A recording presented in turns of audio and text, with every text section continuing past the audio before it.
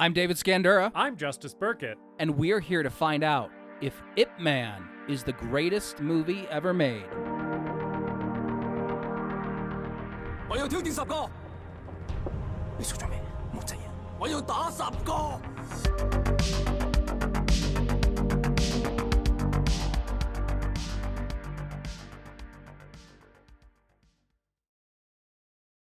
Welcome to the greatest movie ever made, the show where we watch a movie and tell you if it's the greatest movie ever made. Yeah. A movie that is, you know what, I should just drop the thing. No, do the thing. I'll do the thing. A movie that is so thoroughly entertaining and compelling that while you're watching it, it's the only thing that matters in this world. That's right. That is the description of the podcast that you are listening to. And I guess I have to do that from now until the end of time. Yeah. I mean, if you want to not do it, you don't. You don't have to do it, but I think it helps if for some reason someone is just discovering this podcast and the first episode that they decided to listen to, they're like, Ip Man, that Hong Kong action movie from 2008 starring Donnie Yen. I want this to be my first episode of this podcast. I feel like you doing the full intro about like what we mean about greatest movie ever made is helpful because it lets them understand the premise of the show. I don't know, but like if you don't want to do it, you don't have to do it. Okay. I'm David Scandura, and I'm joined as always by my co-host and grandmaster of Wing Chun, Justus Burkett. I thought you were gonna call me one of the filthy street toughs, or like maybe one of those like coal miner guys. But I got the title of grandmaster. I did nothing to earn this. You've upgraded from all of the insulting ones that I've given to you in the past. That's nice. It's nice that you picked a nice one for me this week, which is totally like not deserved based on how insufferable I was off mic before this record started. I was insufferable too. Yeah, we were both being very annoying, and the podmaster was having to deal with it. It's a miracle that she's still in the room with us and she's editing an audiobook. She's not going to be paying attention to any of this. has not deleted the entire podcast. She has the power if she ever wants to. If the show ever just disappears from the internet, just know that the podmaster had enough. And also check the newspapers to see if I've mysteriously gone missing, because she might have murdered me too. How you doing, Justus? I'm doing well, David. I've still been busy. We've been talking about in the last couple episodes how busy our schedules have been. I have still been busy. Thankfully, a couple things that I'm working on are like wrapping up soon. So I am just looking forward to the end of this year when all I have to focus on is basically my day job, and all of the other various obligations kind of get to take a rest for a little bit. I'm like, the light at the end of the tunnel is near, and I'm working toward that. Obviously the podcast will not be taking a rest through the end of the year. We're going to continue recording and releasing episodes, but that's not an obligation. That's fun for me. So, so I'm doing well. There's not really anything exciting going on for me to talk about. This episode is releasing after Halloween. We're recording it before Halloween, so obviously I'm still looking forward to the holiday, like I was mentioning on all of our Horror-thon episodes. But yeah, just kind of taking it one day at a time, man.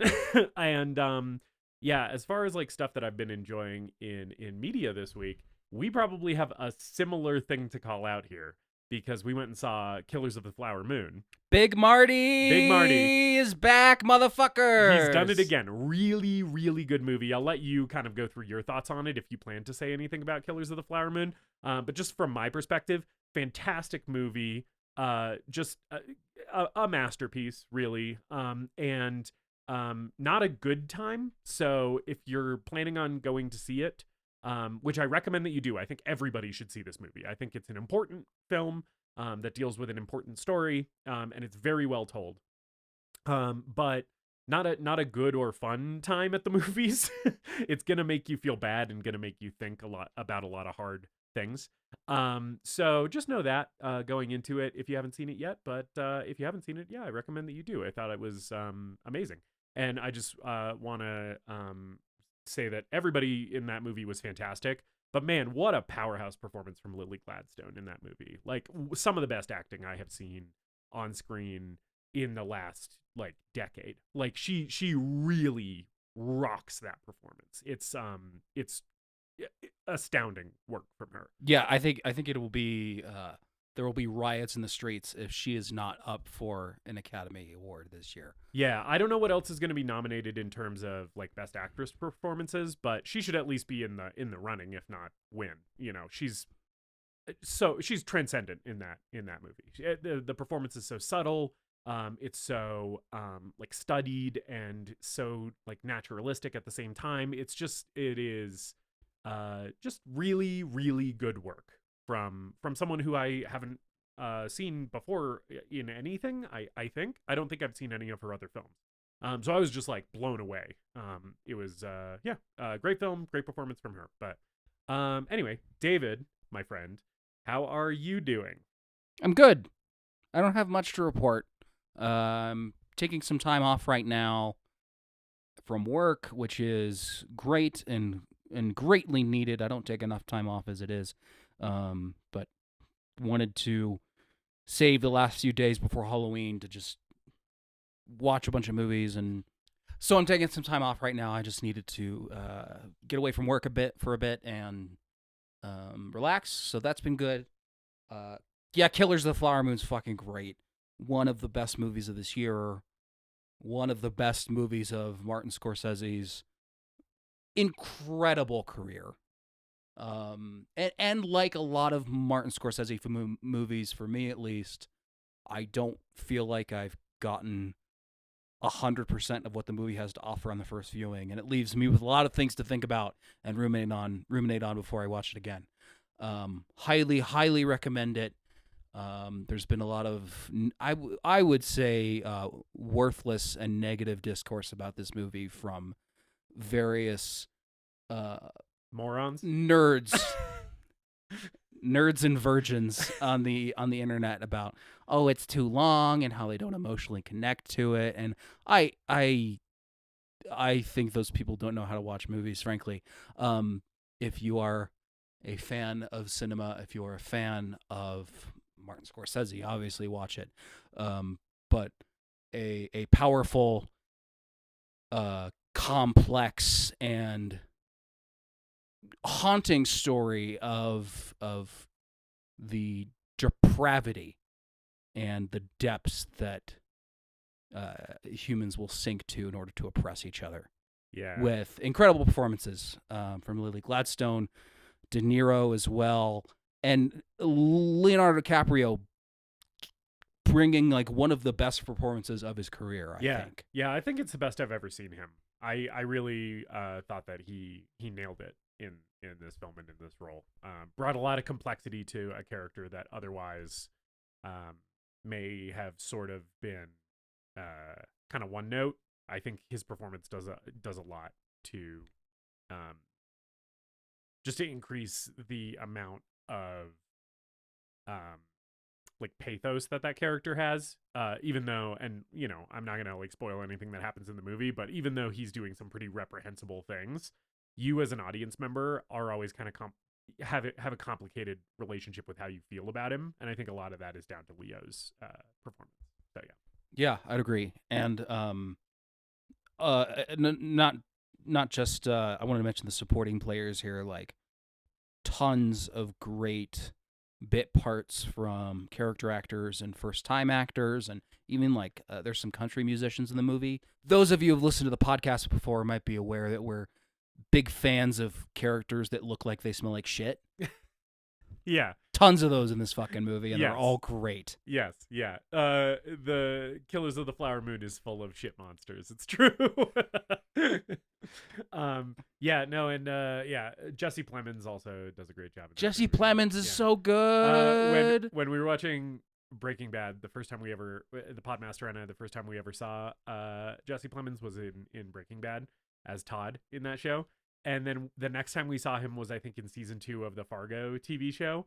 And he went through some physical changes between those two roles. Yeah. And we didn't realize that it was the same guy.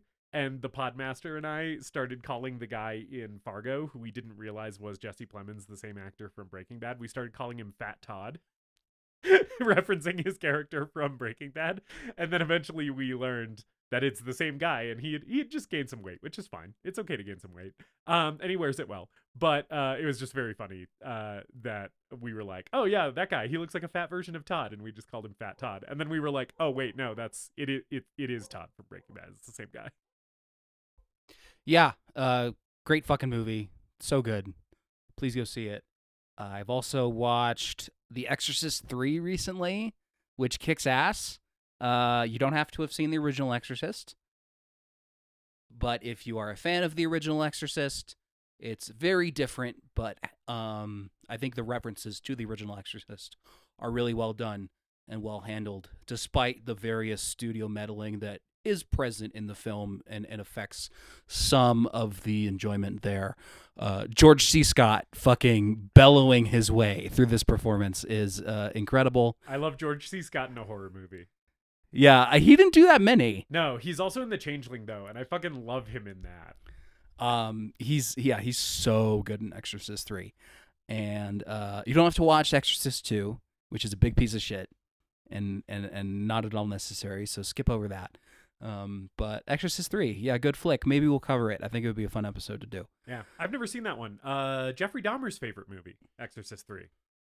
Just a little fun fact for you there. Yeah, I read he used to show it to people before he killed them. Yeah, or sometimes while he was like doing torture and murder to them, he would just have The Exorcist 3 on. There was an account from one of the guys who survived where he was like, yeah, while he was like doing all this crazy shit to me, like drilling a hole in my skull or whatever, he was watching The Exorcist 3.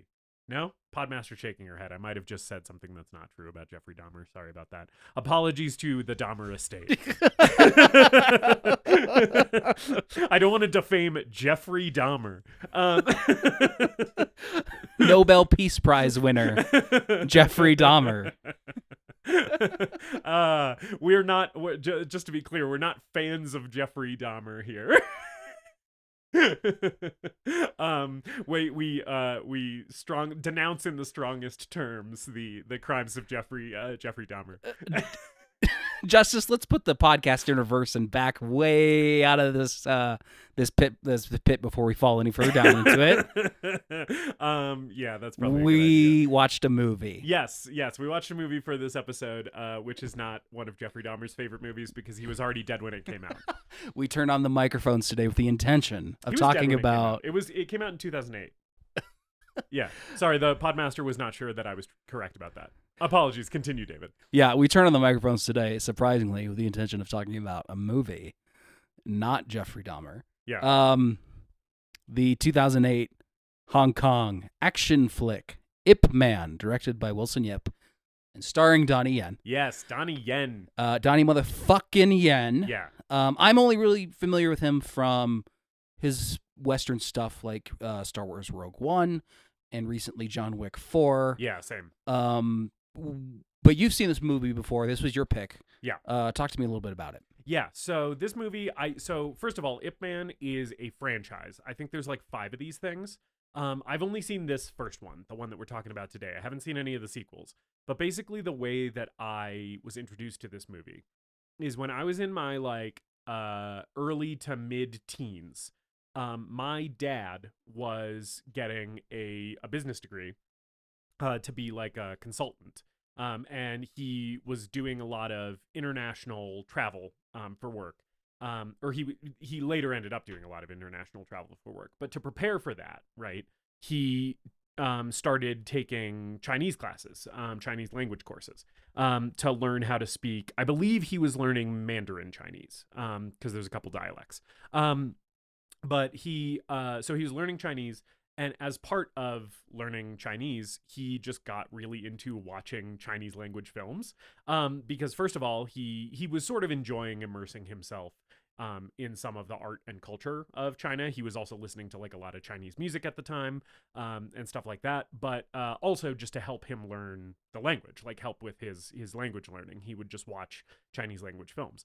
And as a result, I just ended up seeing a lot of Chinese movies.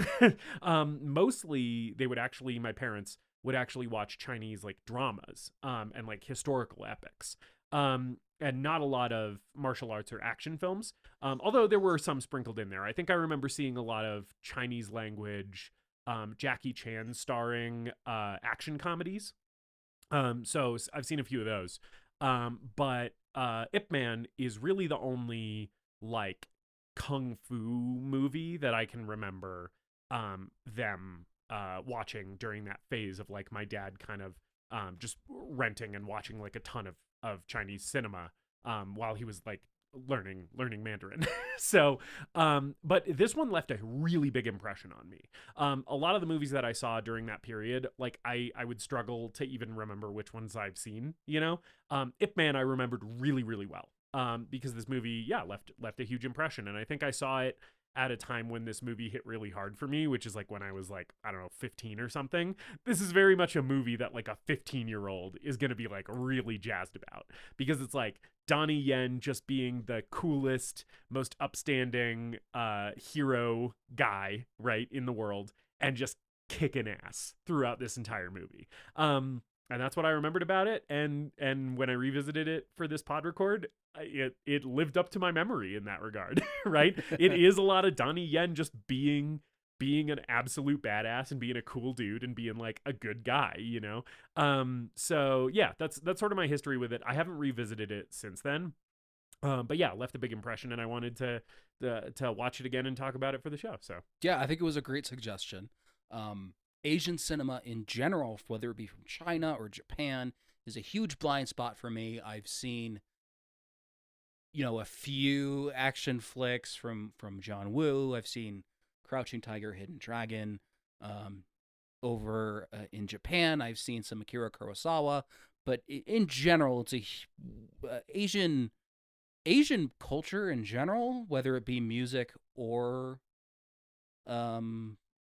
literature or comics or movies, is just a huge blind spot for me. And so yeah, I think I'm more or less in the same boat. Like, I know I just talked about a little bit of my history with like Chinese cinema, but that was like a brief few years in my life, and this hasn't been like a dominant part of the media that I consume either. So I would say I'm sort of in the same boat where like arts and culture from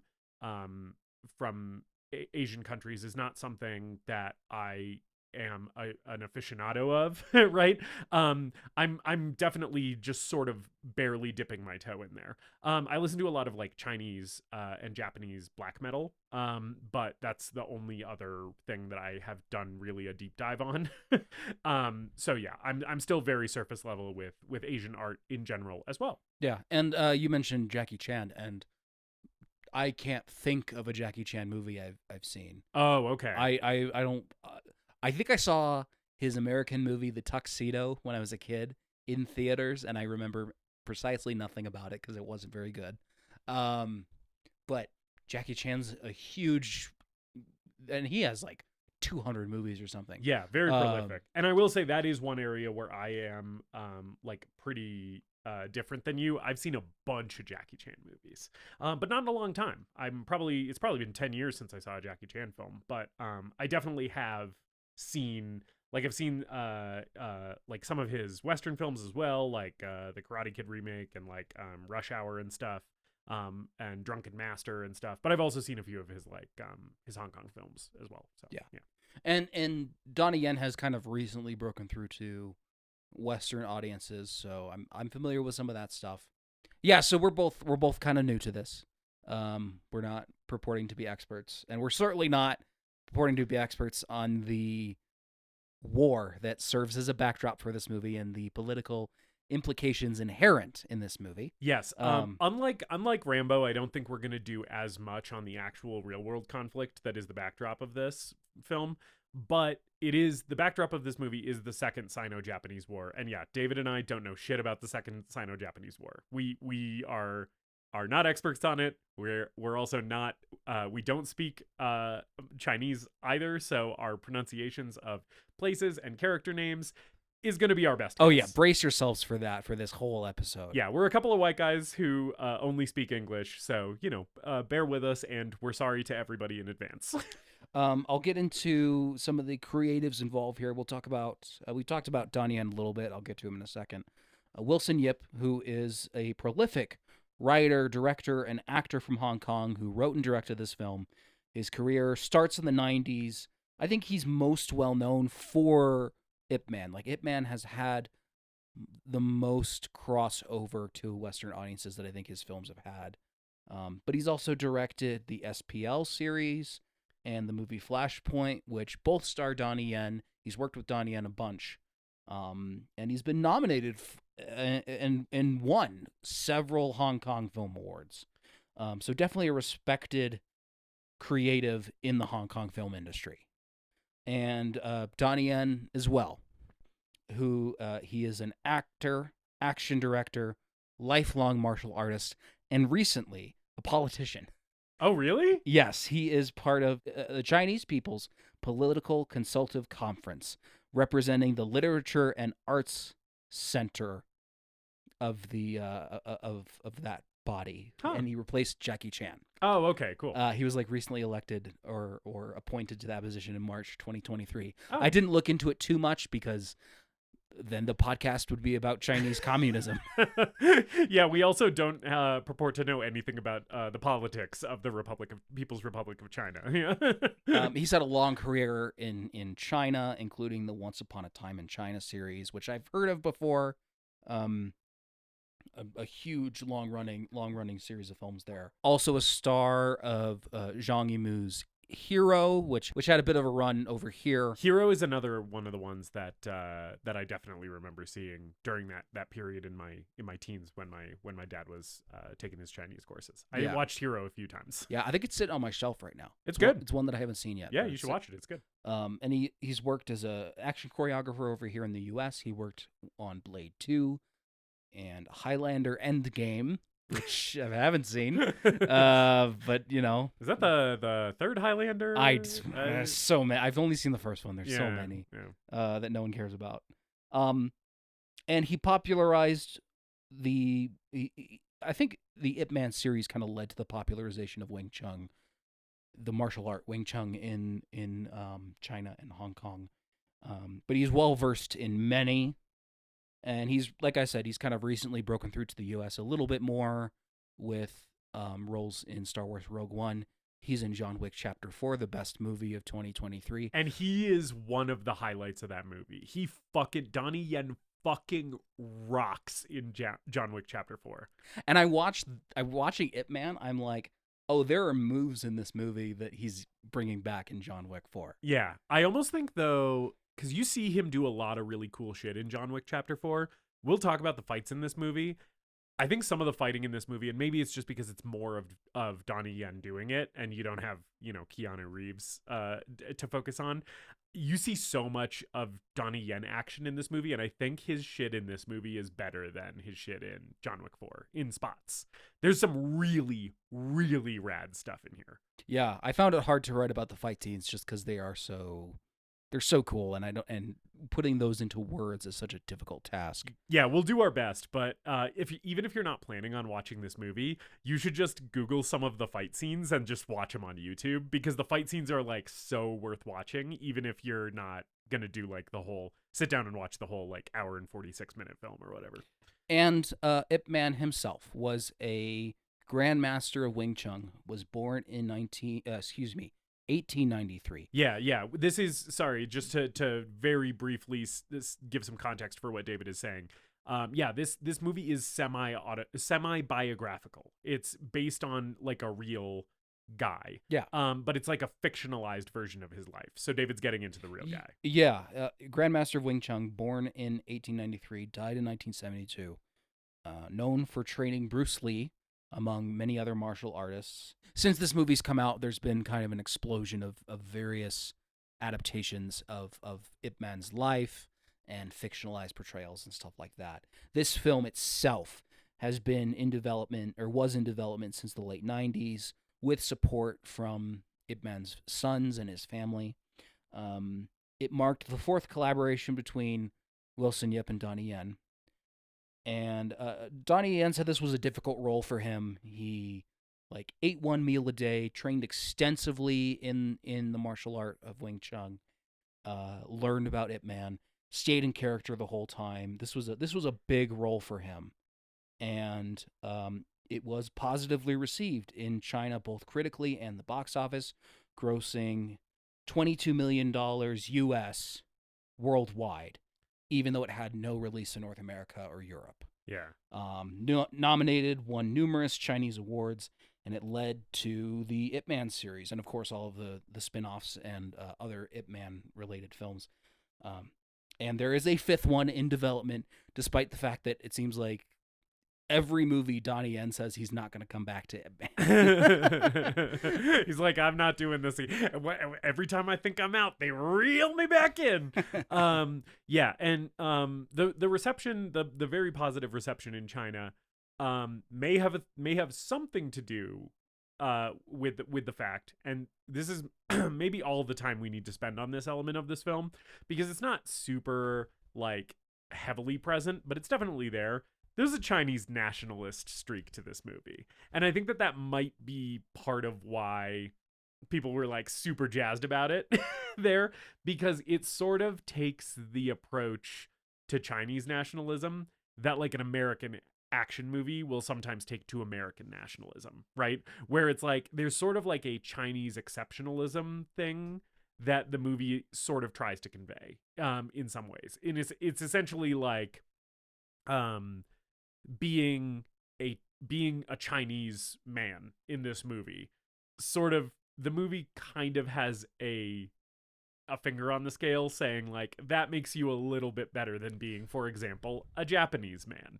You know, and I think American action films are totally guilty of exactly the same thing. Yeah, we're just a little bit numb to it, and we don't recognize it, or we don't want to recognize it and call it out. Yeah. So I definitely think I think the movie is good, but I also think that like really positive reception from a Chinese audience is not unexpected, considering that this movie is very proud to be Chinese. And I don't think that's like necessarily a bad thing. It's just a thing that you have to like note about the movie and be like, there's definitely a real nationalist streak to this movie. Yeah. You know? And like we said, we don't necessarily understand the nuances and the implications of that. So yeah, forgive us if we get something wrong, or we're idiots. You know? We're stupid. just forgive us for being dumb Americans, especially if you live in China and somehow this podcast has reached you. Hey, thanks for listening. Yeah. If we ever have any Chinese listeners, we're very glad to have you, and please tell us what we fucked up. But also, please continue listening, because we love you dearly. But this reminded me a lot of RRR. Yeah.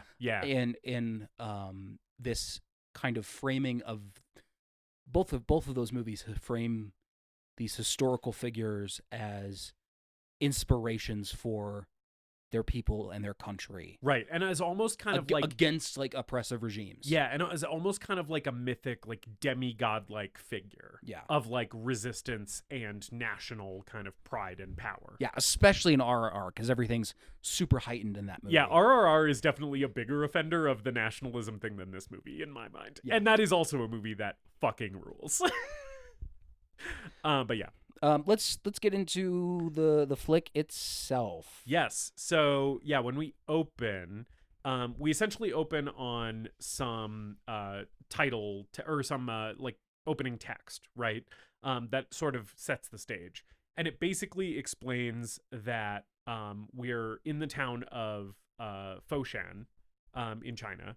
This is in southern China, and it's basically a town where a lot of renowned martial arts schools are. There's like these opening cards basically let us know that Foshan has tons of great martial artists teaching there, and that it's basically renowned throughout China for being a town full of ass-kicking badasses. Yeah, the impression that I get is the only thing that happens in this movie is martial arts schools hold demonstrations in like town square of them just doing punches. Yes, and that's what we open on.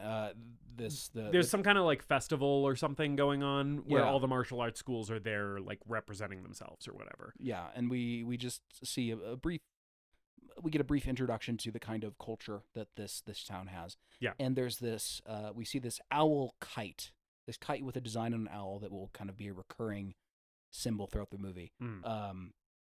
Drifts from town square, and we land over at Ip Man's house, which is a colossal, gorgeous mansion. I don't know what, and I didn't look into the actual. I looked into the real guy a little bit. Ip Man, the real historical character.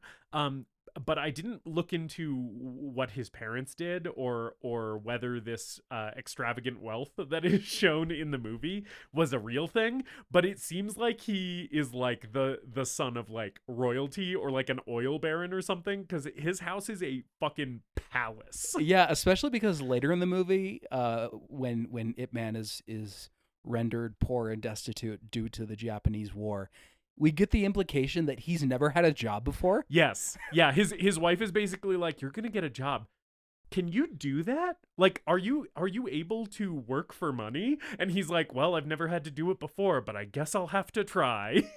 And I read that like Ip Man's sons worked closely on the production of this film, and I saw a little note or something that his actual mansion was a lot more extravagant than the one in this movie. Okay, so he really was, which I thought was a flex, just super nice fucking flex. rich. Yeah, yeah.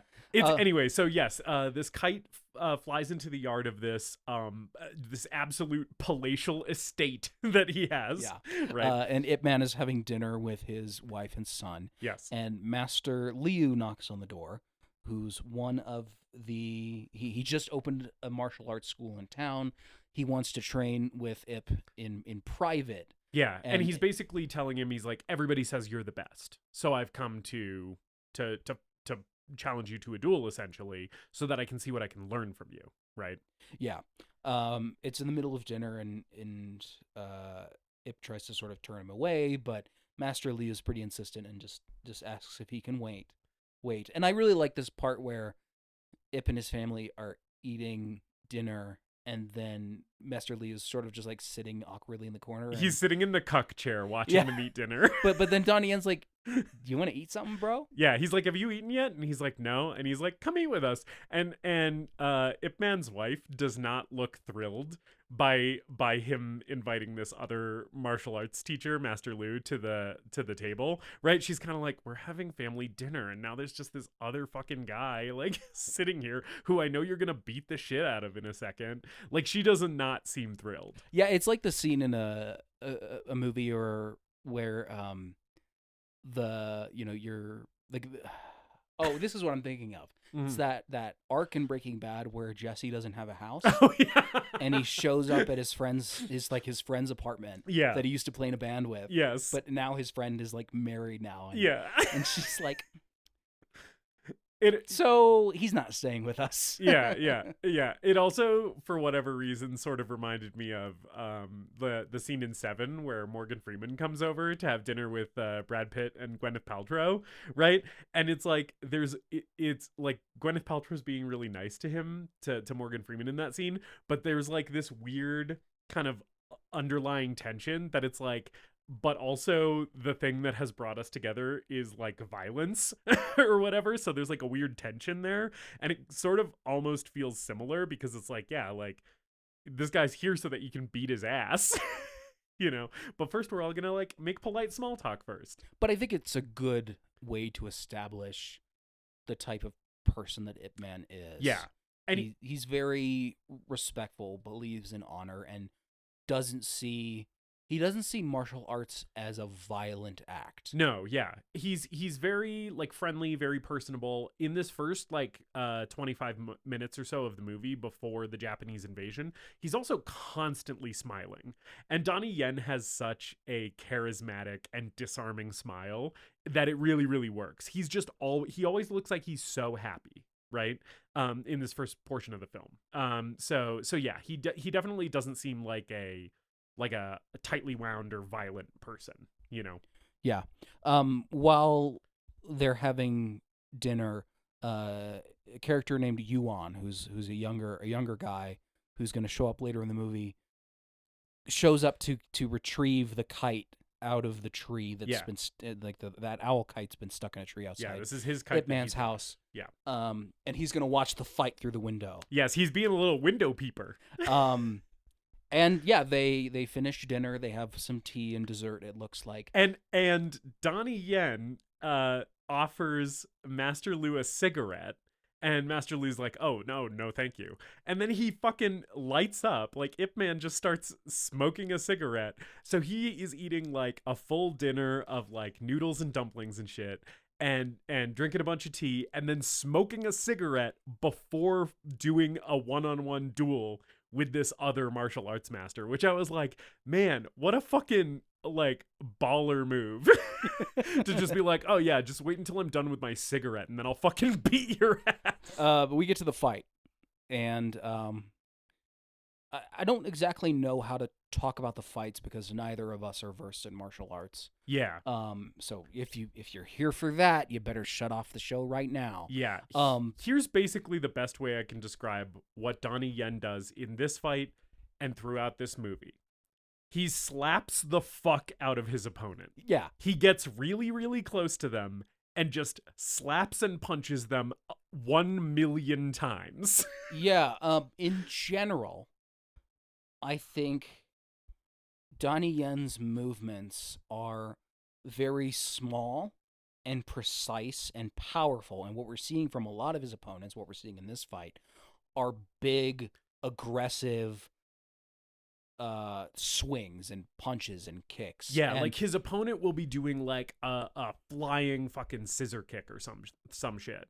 And then he counters it with like really kind of small fluid movements. Yeah. You know? Yeah. And a very precise small dodges where he just kind of casually steps out of the way from this flurry of attacks that his opponent unleashes. And beats his ass. Yeah, he beats Master Lu's ass. I don't think Master Lu lands a single hit in this fight. No one lands a single hit on Donnie Yen in this movie until the final fight. Yeah. So one thing that I wanted to call out that I thought was cool in this fight is because this is a friendly match with like a fellow martial arts master, right? He is pulling a lot of punches here. He's like not hitting Master Lu a lot of the times that he has an opportunity to do so. And there's a portion of the fight where Master Lu is attacking him and he like counters, he like blocks the blow and then will go in with a counterattack. And instead of actually hitting Master Lu, he stops his hand before it hits his body and just says, hit, big hit, right? And it's really, really cool and fun. And again, kind of lets you in on the idea that this character is like a more gentle soul, right? Somebody who doesn't just get pleasure from the violence of martial artistry, but is like kind of a spiritual believer in it. Yeah, there's this one point where Master Lu like hits the wall and kind of like throws his back out, and Donnie Yen stops. He's like, "You okay?" And then they keep going again, which is great. Yeah, which by the way, we do see that like big like throw that sends him into the wall. We see that from Yuan's perspective, who's still watching from the tree, being a little window peeper here. Yeah. And he reacts how I would react if I saw Donnie Yen kicking this guy's ass this hard. He's like, whoa. And I was like, yeah, dude, same. But yeah, so there's also a part where and this is pretty much the end of the fight, I think, where Master Lu like hits the floor, like he gets laid out, and then Donnie Yen is just he has this flurry of like lightning fast punches, and none of them are landing. He's not actually hitting Master Lu, but he is essentially showing him, this is now what I would do if you were an actual opponent who I was trying to neutralize. Yeah, he's introducing him to his Street Fighter combo. Yes, which he will use many times throughout this movie, and it fucking rules. It's so cool. I my brain cannot conceive, because this is not a digital effect. This is Donnie Yen moving his arms and hands, you know? This is just a guy doing this. His arms move so fucking fast. It's crazy. It's like this rapid fire flurry of punches. And it's insane to me that he can move this fast. It's so cool. Yeah, and I remember seeing this move in John Wick 4 a little bit. But there are bigger moments with it in this movie. Yeah, it's showcased a lot in this movie. And was obviously a reference at that point. Yeah. Yeah, so the fight's basically over at this point, and I like that Donnie Yen says, "Thanks for going easy on me." Yes, it's not like an I don't get the sense that he's being like a smug sarcastic. asshole. No, yeah, Like, it seems like a very respectful thing. Yeah, and he's again just smiling that huge charismatic Donnie Yen smile, and it just seems like he had a great time, sparring with this guy. And yeah, I love the "thanks for taking it easy on me, Master Lu" comment. It lets you know that he is really like a good genial guy, Yeah. We transition to kind of the market business district. Yuan is talking about the fight. Yeah. And we should mention that, like, Master Lu made it very clear to Donnie and to Ip Man that he wanted this fight to be private. He didn't want anyone to know. Yeah. And they come back to that. So he says that at the beginning when he comes looking for a fight, and then he says it at the end after he gets his fucking ass laid out by Ip Man. He's like, "Hey, so about this private duel," and Ip Man's like, "Don't worry, I'm not going to tell anybody." And he's like, "Thanks, man." But Yuan's seen the whole thing, and he immediately runs to the market. Yeah, to he tell starts everyone running his about fucking mouth, being like, "Master Lu, who's the best martial arts teacher in this school, got his fucking ass rocked by Ip Man." Yeah, his brother Lynn is working at the market, and that's where we're introduced to Lynn, who will be an important character as well. We see that owl kite again in the background. I think Yuan like gives it to Lynn. Yeah. And Ip shows up to meet with Quan, a businessman. And Quan is wanting to open up a cotton mill because Foshan is expanding and wants to bring Ip in on the business. Yeah, he essentially wants Ip Man to be a financial partner in this cotton mill business. And by the way, Quan is clearly a very, very close friend to Ip Man, to the point where Quan's kid calls Ip Man Uncle Ip, right? And they're not actually brothers, they're just friends, but they're very close friends because his kid is calling him uncle, Lynn comes into their meeting at one point because it's just upstairs from that main market floor, and asks about the duel. So it's clear that the rumor's gotten out. Yep. We're cutting from this back and forth with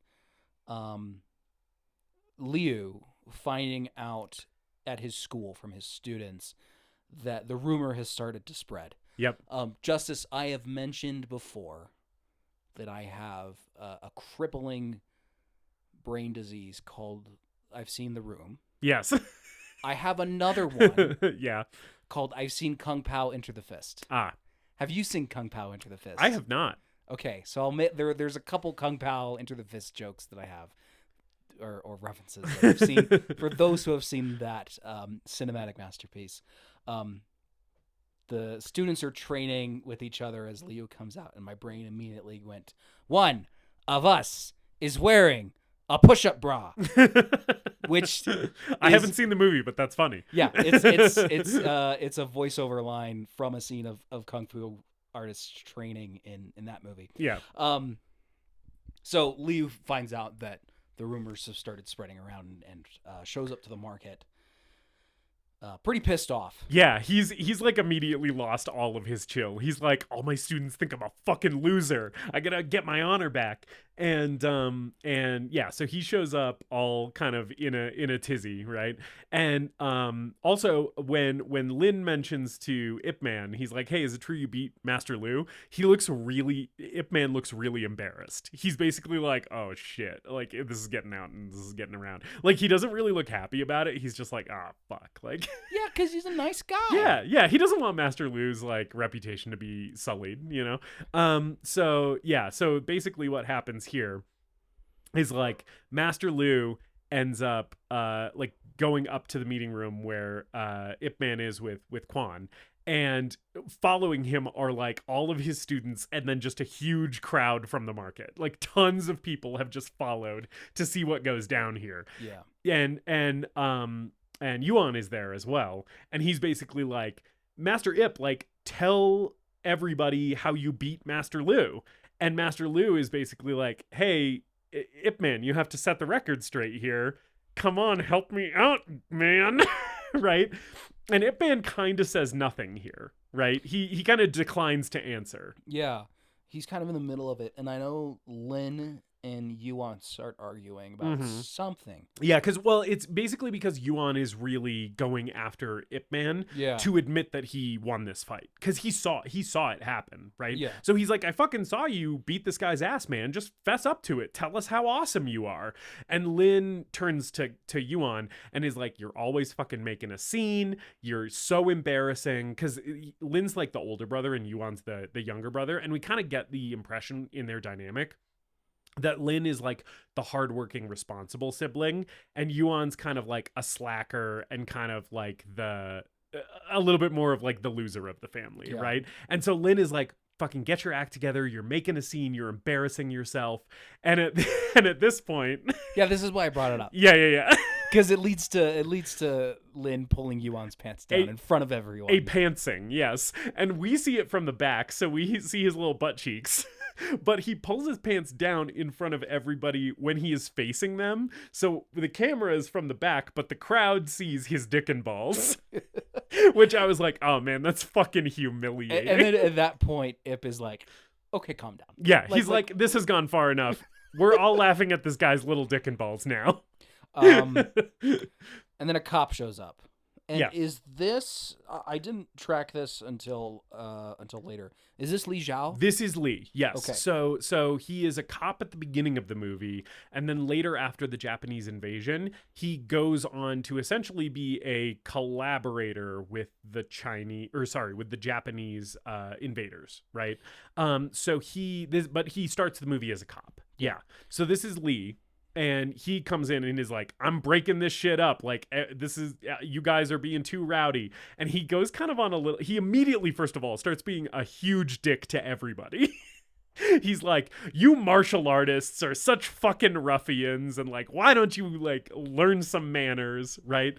And then he's like, and also, don't you understand that nowadays martial arts doesn't mean shit? It's all about guns now. And he takes his fucking gun out and starts waving it around in everybody's faces.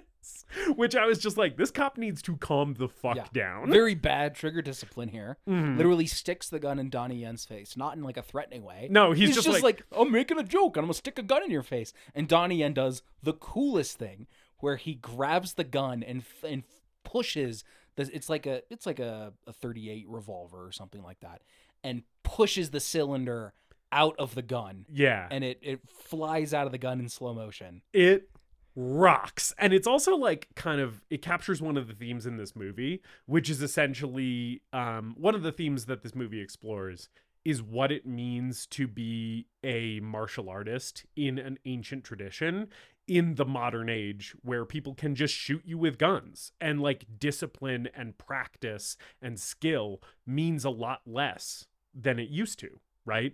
And I like this as kind of a visual moment that kind of encapsulates that theme, is him just pushing the cylinder out of this gun and the bullets dropping and clattering to the floor.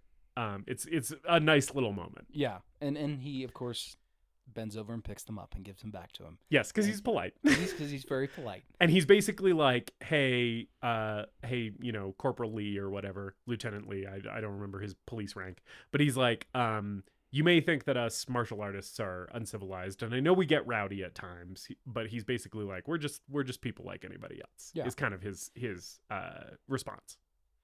And after this sort of the crowd disperses, Ip gives Quan some money to help start up the mill. Later on that night, back at Ip's estate, Lynn shows up and wants to train with Ip, and is really excited and really gung-ho about doing it, and talking about all of this martial arts theory that he knows about attacking is defending and defending is attacking.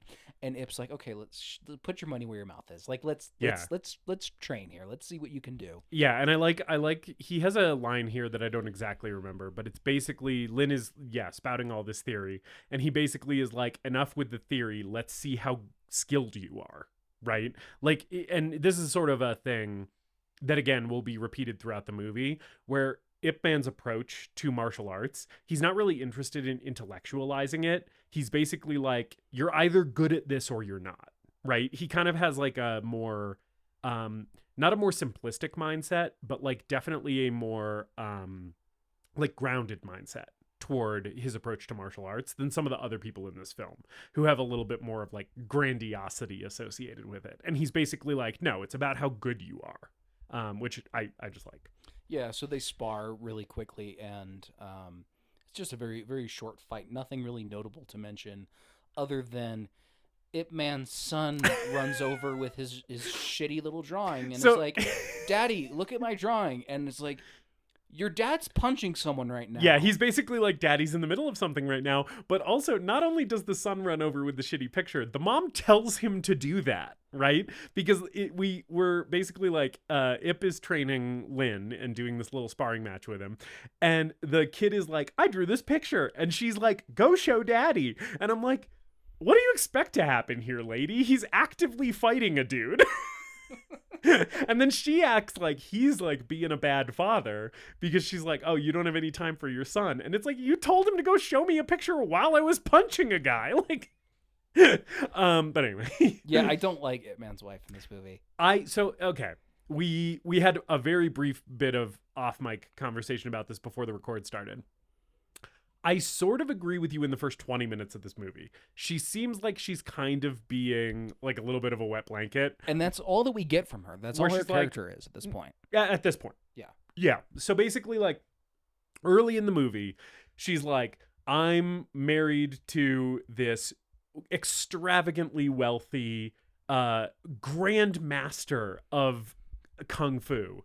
And I just am so unhappy that he is not spending more time with me and my son, right? And I'm just like, first of all, it seems like he eats family dinner with you seemingly every night. You know, it seems like he's around. They don't frame him as like an absentee dad, you know?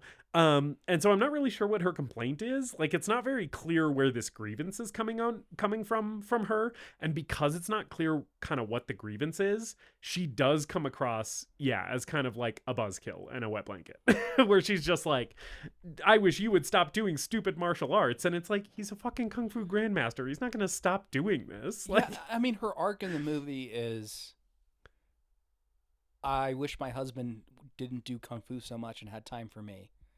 And then at the end of the movie, she was like, I'm such an idiot for wanting my husband to spend more time with me. And now I support his Kung Fu. I sort of agree with the bookend problems that you have, like her at the beginning and her at the very end. I think this character gets stronger in the middle than maybe you're giving it credit for. Because there's a few moments in the middle of this movie where they have lost all of their wealth due to the Japanese invasion, and they have been plunged into like homelessness and poverty. Yeah, that's fair. And she takes it really well. Like, based on her character at the beginning of this movie, you would expect her to not take this transition well. Yeah, there are a couple of those moments that I liked, but I don't necessarily know if I've noted them here. But yeah, like there's a moment later where we're skipping around a little bit, but that's okay. There's a moment later where her and Ip are having a conversation after he has done his prison fight in for the Japanese, which we'll talk about later. But she's kind of like cleaning his like bruised knuckles or whatever, and she's basically like, I'm happier now than I've ever been. And I was like, oh, that actually makes me like this character a lot better. That, like, she didn't need the extravagant palatial estate and all of her precious vases and her, her beautiful, wealthy existence to be happy. What she needs is, like, her husband being safe and okay and with her, And, like, it's still not, like, a super, like, progressive or fleshed out or three-dimensional portrait of a female character, which is, I think, my biggest gripe with this character, is that she is kind of just, like, one-dimensional, right? But I still did appreciate that aspect of her character, where like she is kind of hardy when the hardship hits the family. She is resilient, and kind of takes it upon herself to continue like being strong for Ip and for her son. You know, Yeah, I like that. I'm coming to this movie with action movie brain, and my Yeah. action movie brain is one, either make the wife a well fleshed out, developed character, Mhm. or two, kill the wife and make it a revenge movie. Right. But we can't do that because this is at least somewhat tethered to actual history. Right, it's either John Wick or it's Die Hard. Those are the two action movie wives that are allowed. Yeah. Yeah, no, fair enough. Now that being said, the son. Fuck this kid. I want to see Donnie Yen do that 40 punch combo on that kid. The kid is adorable and insufferable this entire movie. The actor is very cute kid actor. I don't even think he's doing a bad performance. No. They just don't give him a goddamn thing to do, and so as a result he just kind of ends up being an obnoxious, insufferable presence throughout this film. He falls squarely into the problem of action movie kid. He's what the We Hate Movies podcast, which we're both fans of, would describe as a disgusting shit boy, which is basically just an insufferable, precocious little snot. Is sort of what's going on here. Yeah. Moving on with the plot. Next day, we're introduced to this kind of gang of thugs led by a character named Jin, who I believe the movie mentions is from the northern part of China. Yes, and him and his gang of toughs are speaking the Mandarin dialect because that's more prevalent, from what I understand, in the northern regions of China, whereas Ip Man and all of the other folks in Foshan are speaking Cantonese, which is more common in the southern region of China, from what I understand. Don't come at me if I'm wrong about that. But yeah. And these guys just kind of stroll into town and they look like they mean trouble right away. Like their clothes are very ragged and they look like they've traveled a long way. And the first thing they want to do is get in a kung fu fight. Is fight some martial artists. Yeah. Because they basically have come to Foshan because they heard that this is a town renowned for being a town full of kung fu badasses. And they're like, let's see how good these motherfuckers are. Which I think is... Jin and his gang, in this first 25 minutes of the movie, is sort of my favorite bit. I'm not as much of a fan as when we revisit them later. Yes. But I love them in this first little bit. And you mentioned their costumes. I love the costuming on these guys. They are dressed so fucking cool because this movie takes place in the 30s and they kind of have like a 30s, like, you know, those pictures of British pilots in the 30s when they have like the big leather jackets with like the fur-lined collar. Oh yeah. Yeah, they kind of are wearing like those style of jackets. But yeah, and then just kind of like raggedy like peasant clothes underneath. The design is just really cool on these guys. I think they look so rad. And this first series of fights that they have in this movie are really, really good too. Yeah. And I think in general, the fighting in this movie is obviously stylized and heightened, but we're not flying around on wires. No. Like it feels as grounded as it probably could be for a movie of this type. Yeah. But we're still getting some flips and stuff like that. There's a great moment where he challenges this first master, and the master jumps up and just crushes Jin's head in between his thighs. Yeah. Which I thought was funny. Yeah, just fully puts his dick and balls on his nose and smashes his head between his thighs. He challenges... go ahead, sorry. I was just going to say, and Jin wins this first fight pretty easily. Yeah. Right? He does... The martial arts teacher gets a couple hits on him, but Jin is pretty... quick in dispatching this guy. Yeah. And then moving on to the next martial arts school. He's basically working his way down the street. Yeah, and they're all outside and they all notice what's happening. So he shows up to fight the next guy. And this next master takes out like a pole arm. Yeah, and Jin grabs a sword. Yeah, it's basically like a huge stick with then like a sword on top of it. Yeah. Which I know is a medieval weapon in both like China and Japan. I just don't know the name of it. And it was nice to have some weapon combat in this movie. It Yeah. was a nice change of pace. And this isn't the only instance of it. There's Yeah. a few weapon fight scenes, which I think is fun and cool. Yeah. I need to digress from the fighting a little bit here. Yeah. We're both strength athletes. Yes. Did you see in this particular kind of training area where they're fighting? Did you see the barbell in the background? I didn't. I missed the barbell. So there's like a normal barbell, Mm-hmm. and then there is what looks like a barbell with two giant concrete wheels on either side. Yeah. I want to deadlift this thing so bad. Yeah. Lifting like concrete weights seems so fun. I've never done it, but there's like some like gyms on I've seen like on like Instagram influencer pages. I've seen some gyms on like beaches and stuff where they have like bamboo barbells and like concrete weights, and I'm like, something about that just appeals so strongly to my caveman brain where I'm like, ooga booga, I lift big rock. Yeah, that's exactly what it does for me too. Yeah. And it's just hanging out in the background of the scene. I thought it was really cool. Yeah. Jin once again dispatches this guy pretty easily. We have reached my second, and I think my last Kung Pow Enter the Fist reference. Okay. Which is, Master Payne, it is a great honor to have you beating random people in our town. And he is beating these random people. Yeah, these fights are getting progressively more savage. Like, this is not the kind of respectable, gentlemanly sparring that we're used to so far. Yeah. No, Jin is not fighting the way Ip Man has been fighting. He's fighting pretty brutally. Yeah. He's really beating the fuck out of his opponents, as opposed to like pulling his punches and letting them walk away with their dignity intact. Yeah. Yeah. Lynn sees this and runs to Ip Man's estate, where he's looking at what his kid is drawing, which of course is a shitty drawing because his kid can't fucking draw to save his life. It does look really bad. I hated the kid's drawings in this movie. They're really so bad. They look like dog shit. It's true. If a kid walked up to me and was like, "Look at this picture I drew," I'd be like, "Do it again." It's not good enough. and I like this kind of moment of hesitancy where Donnie Yen notices that Lynn has showed up and is like kind of torn between staying with his kid and going to do the kung fu thing. Yeah, he's like, my wife's been hassling me to spend more time with my kid. I should just ignore this. And then he's basically like, okay, what's going on? And Lynn is like, there's guys in town beating all of the the kung fu masters' asses. And he's like, okay, well, I'm not getting involved in this. Basically, is his reaction. We back in the square.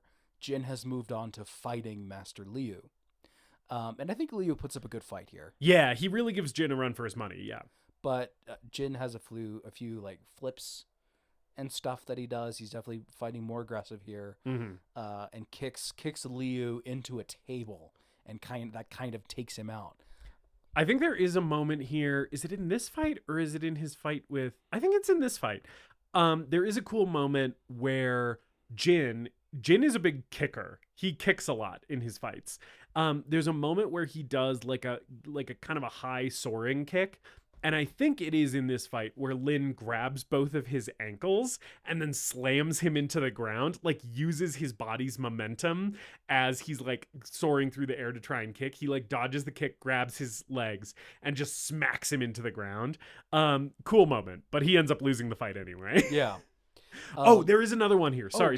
No, There's another one here where at one point, I think Liu's face is on the ground. He's landed on the dirt, and Jin like basically like baseball slides, like he's sliding into home base. He like slides and uses the momentum of the slide to kick Jin in the face while his face is like laying on the ground. Also a cool moment. And the camera like follows his foot into Liu's face. Pretty cool. So afterwards, they're sitting at a noodle stand enjoying their victory noodles. Yeah. And this has the vibe of, they're talking about they want to open their own martial arts school here. Yeah. This has the vibe of like a couple of guys sitting at a bar. We should open a bar. Yeah, exactly. That's exactly it. Yeah, and it is funny too because like these guys, we've already seen Jin basically beat every martial arts teacher in this town other than Ip Man, right? And his skill has been demonstrated, but he still just looks like a street tough. Like he's like all sweaty. He's wearing this big like leather coat and like these like raggedy clothes underneath. And his band of street toughs also kind of just look like, and they're all so sweaty. They just look like they smell like BO, right? And so even though we've shown that they're like good at this, it is just sort of funny that they still look like raggedy street people, and they're like, "Yeah, we should open a school." And the guy running the noodle stand is like, "You fucking kids." Yeah, Ip Man's the best, and he'll kick your ass. Yeah. And Jin's like, "Oh, Ip Man, you say? Let me finish my noodles and walk over to his house." And somehow a crowd gathers, like a huge crowd gathers to watch them fight. Word gets around quick in Foshan. I guess. They show up to Ip's house. This fucking kid. I gotta mention the big wheel. This kid, there's so many like toys that this kid is riding around on in this movie. Mm-hmm. This one is like the equivalent of a modern day. I don't know if they still have them, but like in the 90s, like a big wheel bicycle trike that the kid would be riding around. It's like Danny Torrance's trike from The Shining. Yeah, but it's doesn't have a huge wheel on it, but it has like a horse head, and then the back of it is like a throne almost. Yeah. And this kid's riding around and being annoying. But Jin shows up, knocks on the door, tells Ip Man he wants to challenge him to a fight and open a school. And Ip Man's like, "You don't need to fight me to open a school." He's like, "Yeah, you can just open a school, dog." Like I know a realtor, I know a guy. He's like, "All you need is some places land downtown to rent. I can help you find a spot." And he's like, "No, like I'm here to prove that I'm the best, basically." Yeah. So Jin kind of forces his way.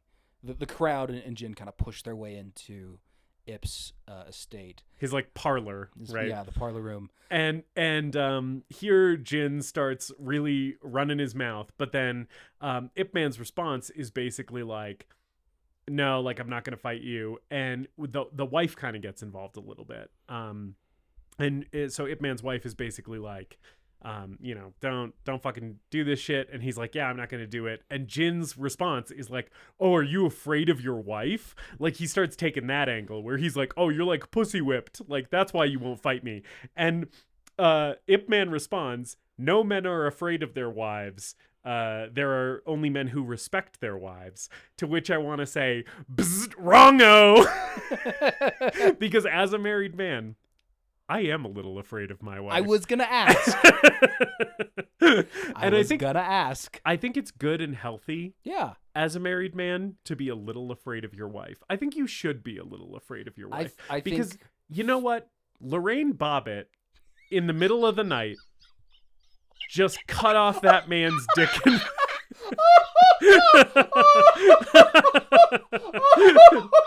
She cut off that man's dick and balls. And I'm just saying, if you don't fear your wife at least a little bit, I think you're maybe not thinking hard enough about the power that she has over you, right? Because I'm like, if she wanted to, she knows where I sleep. She could just cut off my dick and balls and chuck them out a window. And I don't think she would, but I better never give her a reason to. You know? Yeah. So I disagree with Ip Man here. I think that there are men who fear their wives, and I think the men who fear their wives are the smart ones. Yes, I think you should love your wife, and she should be your best friend, and you should also be a little scared of her. Yeah, we're definitely not advocating for any sort of abusive relationship. Oh, no. No. At this point, but I do fear women and also respect them. Yeah. And also David has met the Podmaster. And I think that's healthy. Yeah. And I'm a little scared of her. Yeah. There's violence behind those eyes. There's a dark streak to her. Yeah. Which is one of the things that makes her so hot and sexy to me, but is also, just a thing that I sometimes am like, all right. I gotta watch myself. Otherwise, my dick and balls are going out the window. Jin also has a few jabs here about Wing Chun being invented by a woman, which it was. Yes. Yeah. At least according to legend. I don't know. Yeah. I think there's a fair bit of legend in how it was started and even the exploits of Ip Man, because this is taking place. I don't have a ton of information about what was going on at this point in Ip Man's actual life. Right. So I'm assuming that most of this story is just completely made up. I think it's highly fictionalized. Yeah. But Jin's throwing around lots of sexist comments. And his wife finally is like, okay, you can go kick his ass, but don't break any of my shit. Yeah, she's like, just try not to break my things. Yeah. And I like Ip Man's response too, by the way, to Jin kind of talking down about Wing Chun because it was invented by a woman, where Ip Man's response is basically sex or age don't matter. Yes. In Kung Fu, what matters is like skill, right? He's basically saying like, it doesn't matter if you're a man or a woman or young or old. You can be good at Kung Fu if you're disciplined, you know?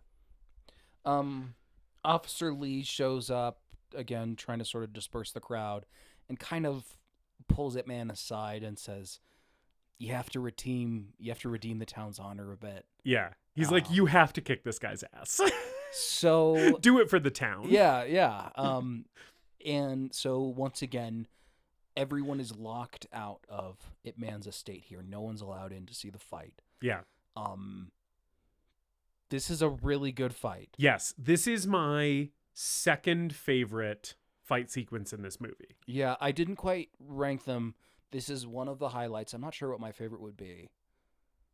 We'll see when we get there. Yeah, we'll get to my favorite when we get to it, but this is number 2 for me. But I love that the good portion of the first part of this fight, Ip is just dodging and blocking. Like he's kind of toying with him. Yeah. He's definitely not doing any attacks.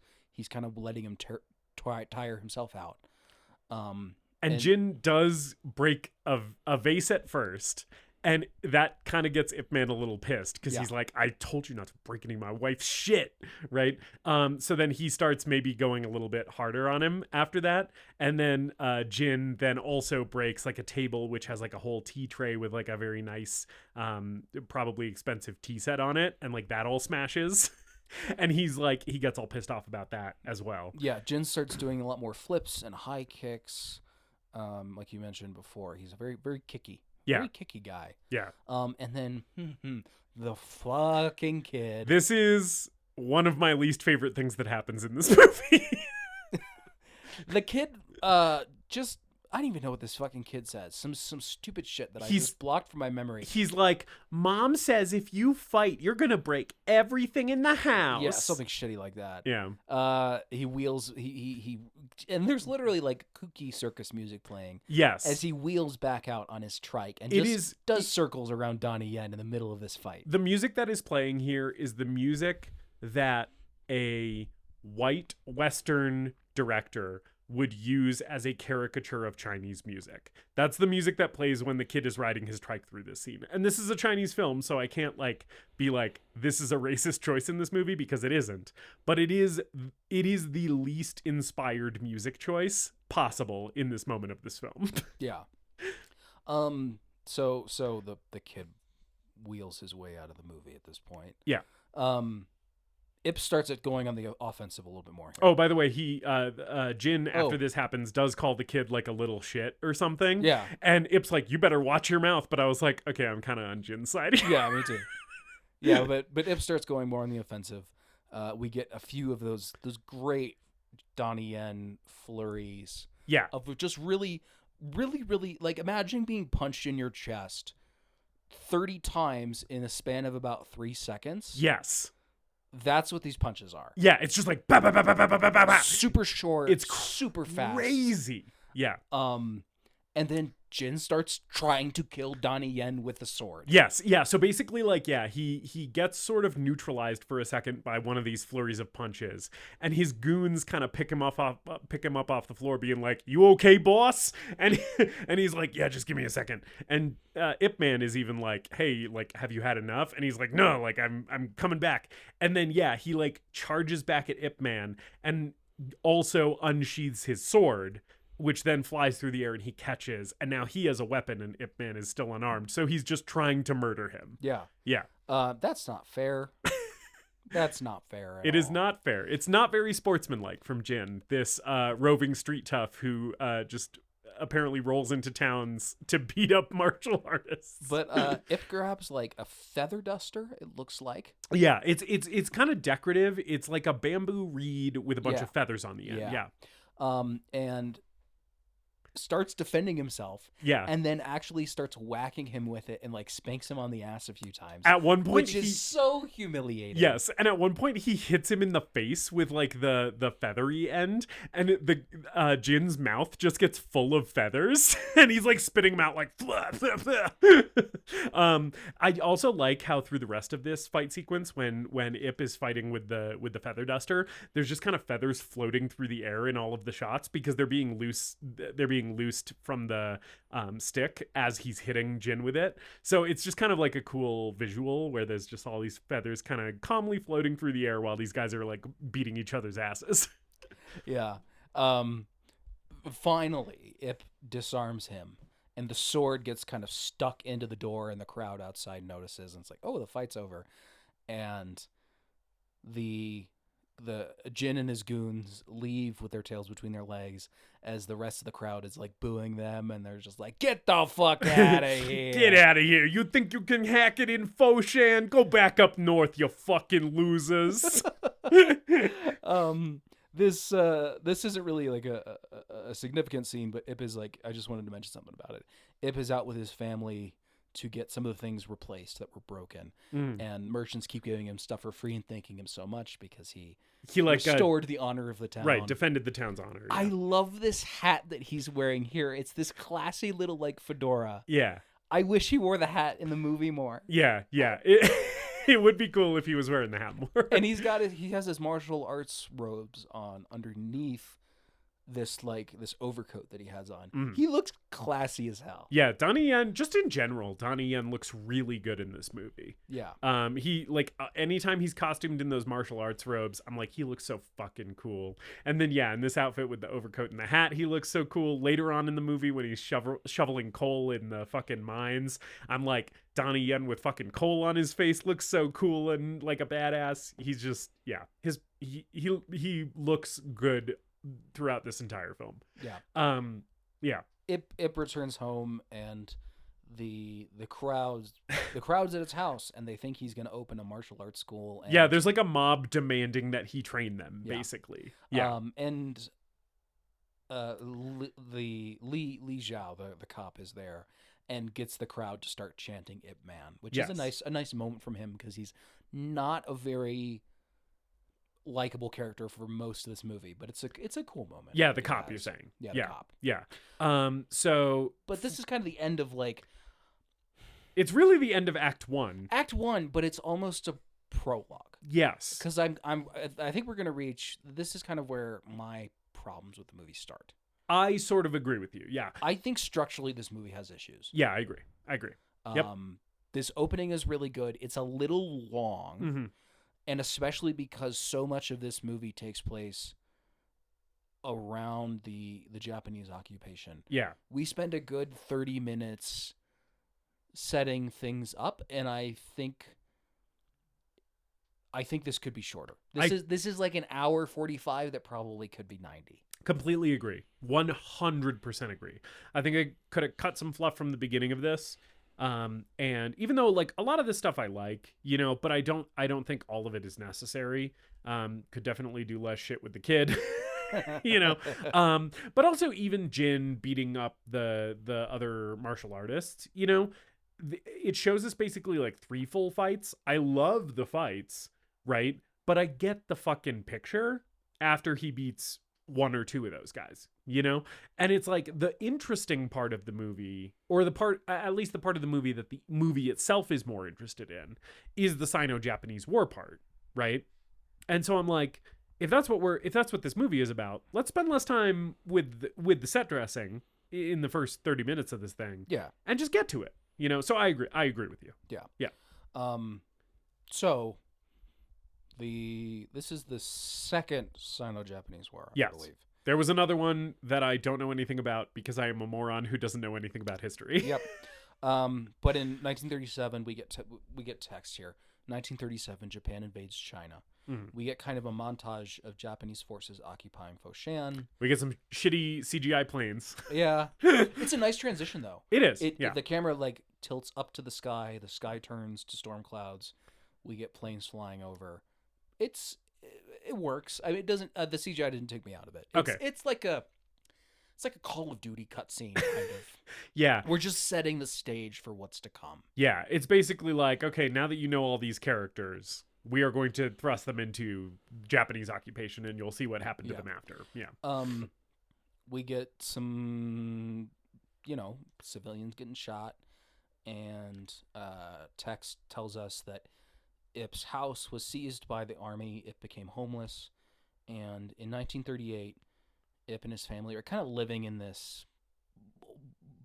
ruined shack, kind of a very small building somewhere in the city. Yeah, it seems like they're sort of squatting in like the shell of a building. That's what I thought. Yeah.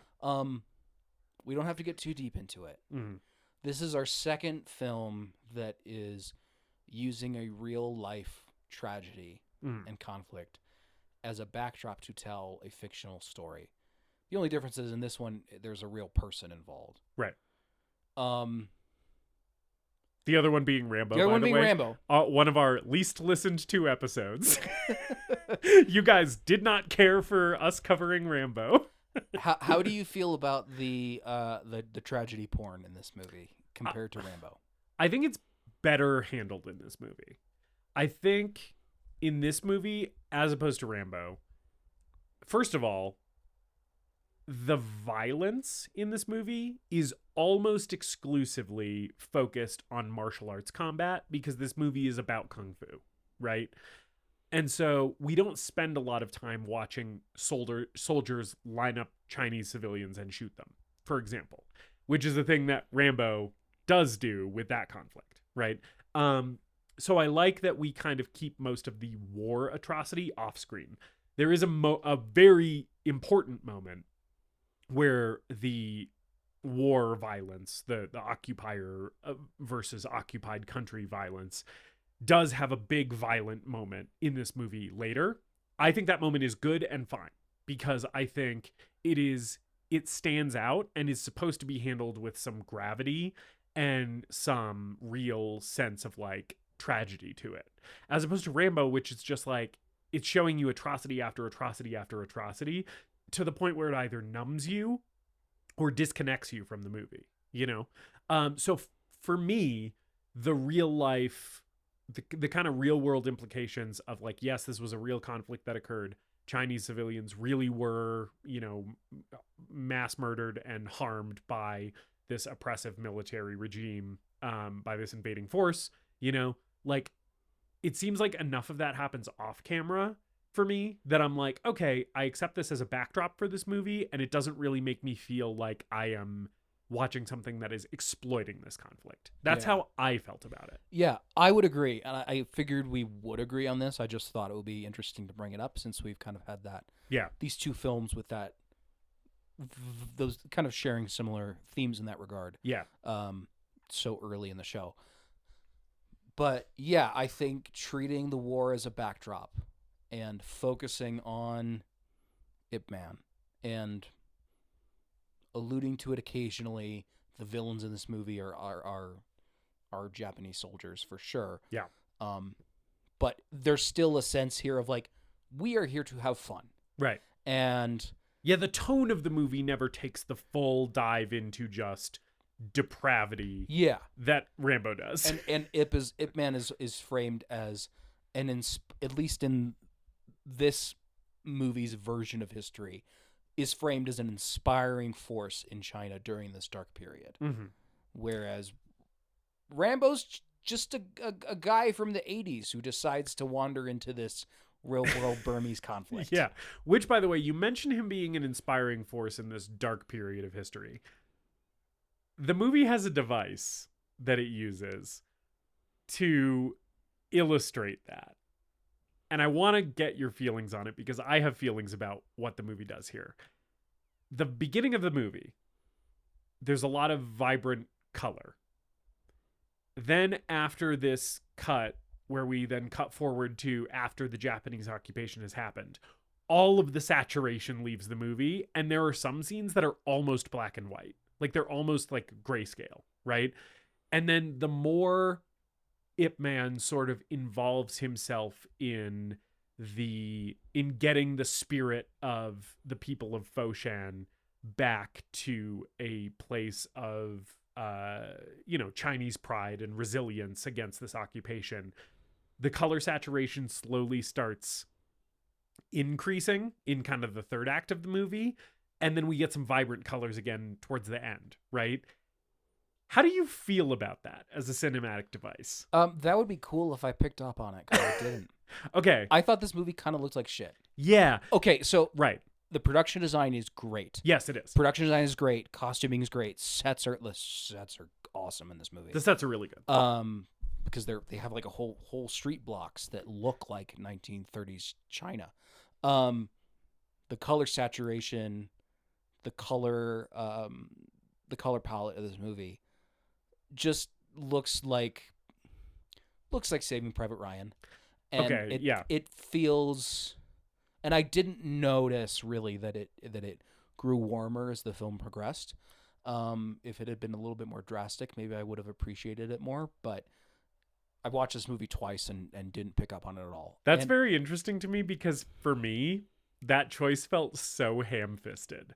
I was like, I fucking get it. Yeah. I understand that a war is happening, so now it's gray and sad. You know? Yeah, I think if the movie had just committed to it harder, it maybe would have worked better for me. Yeah.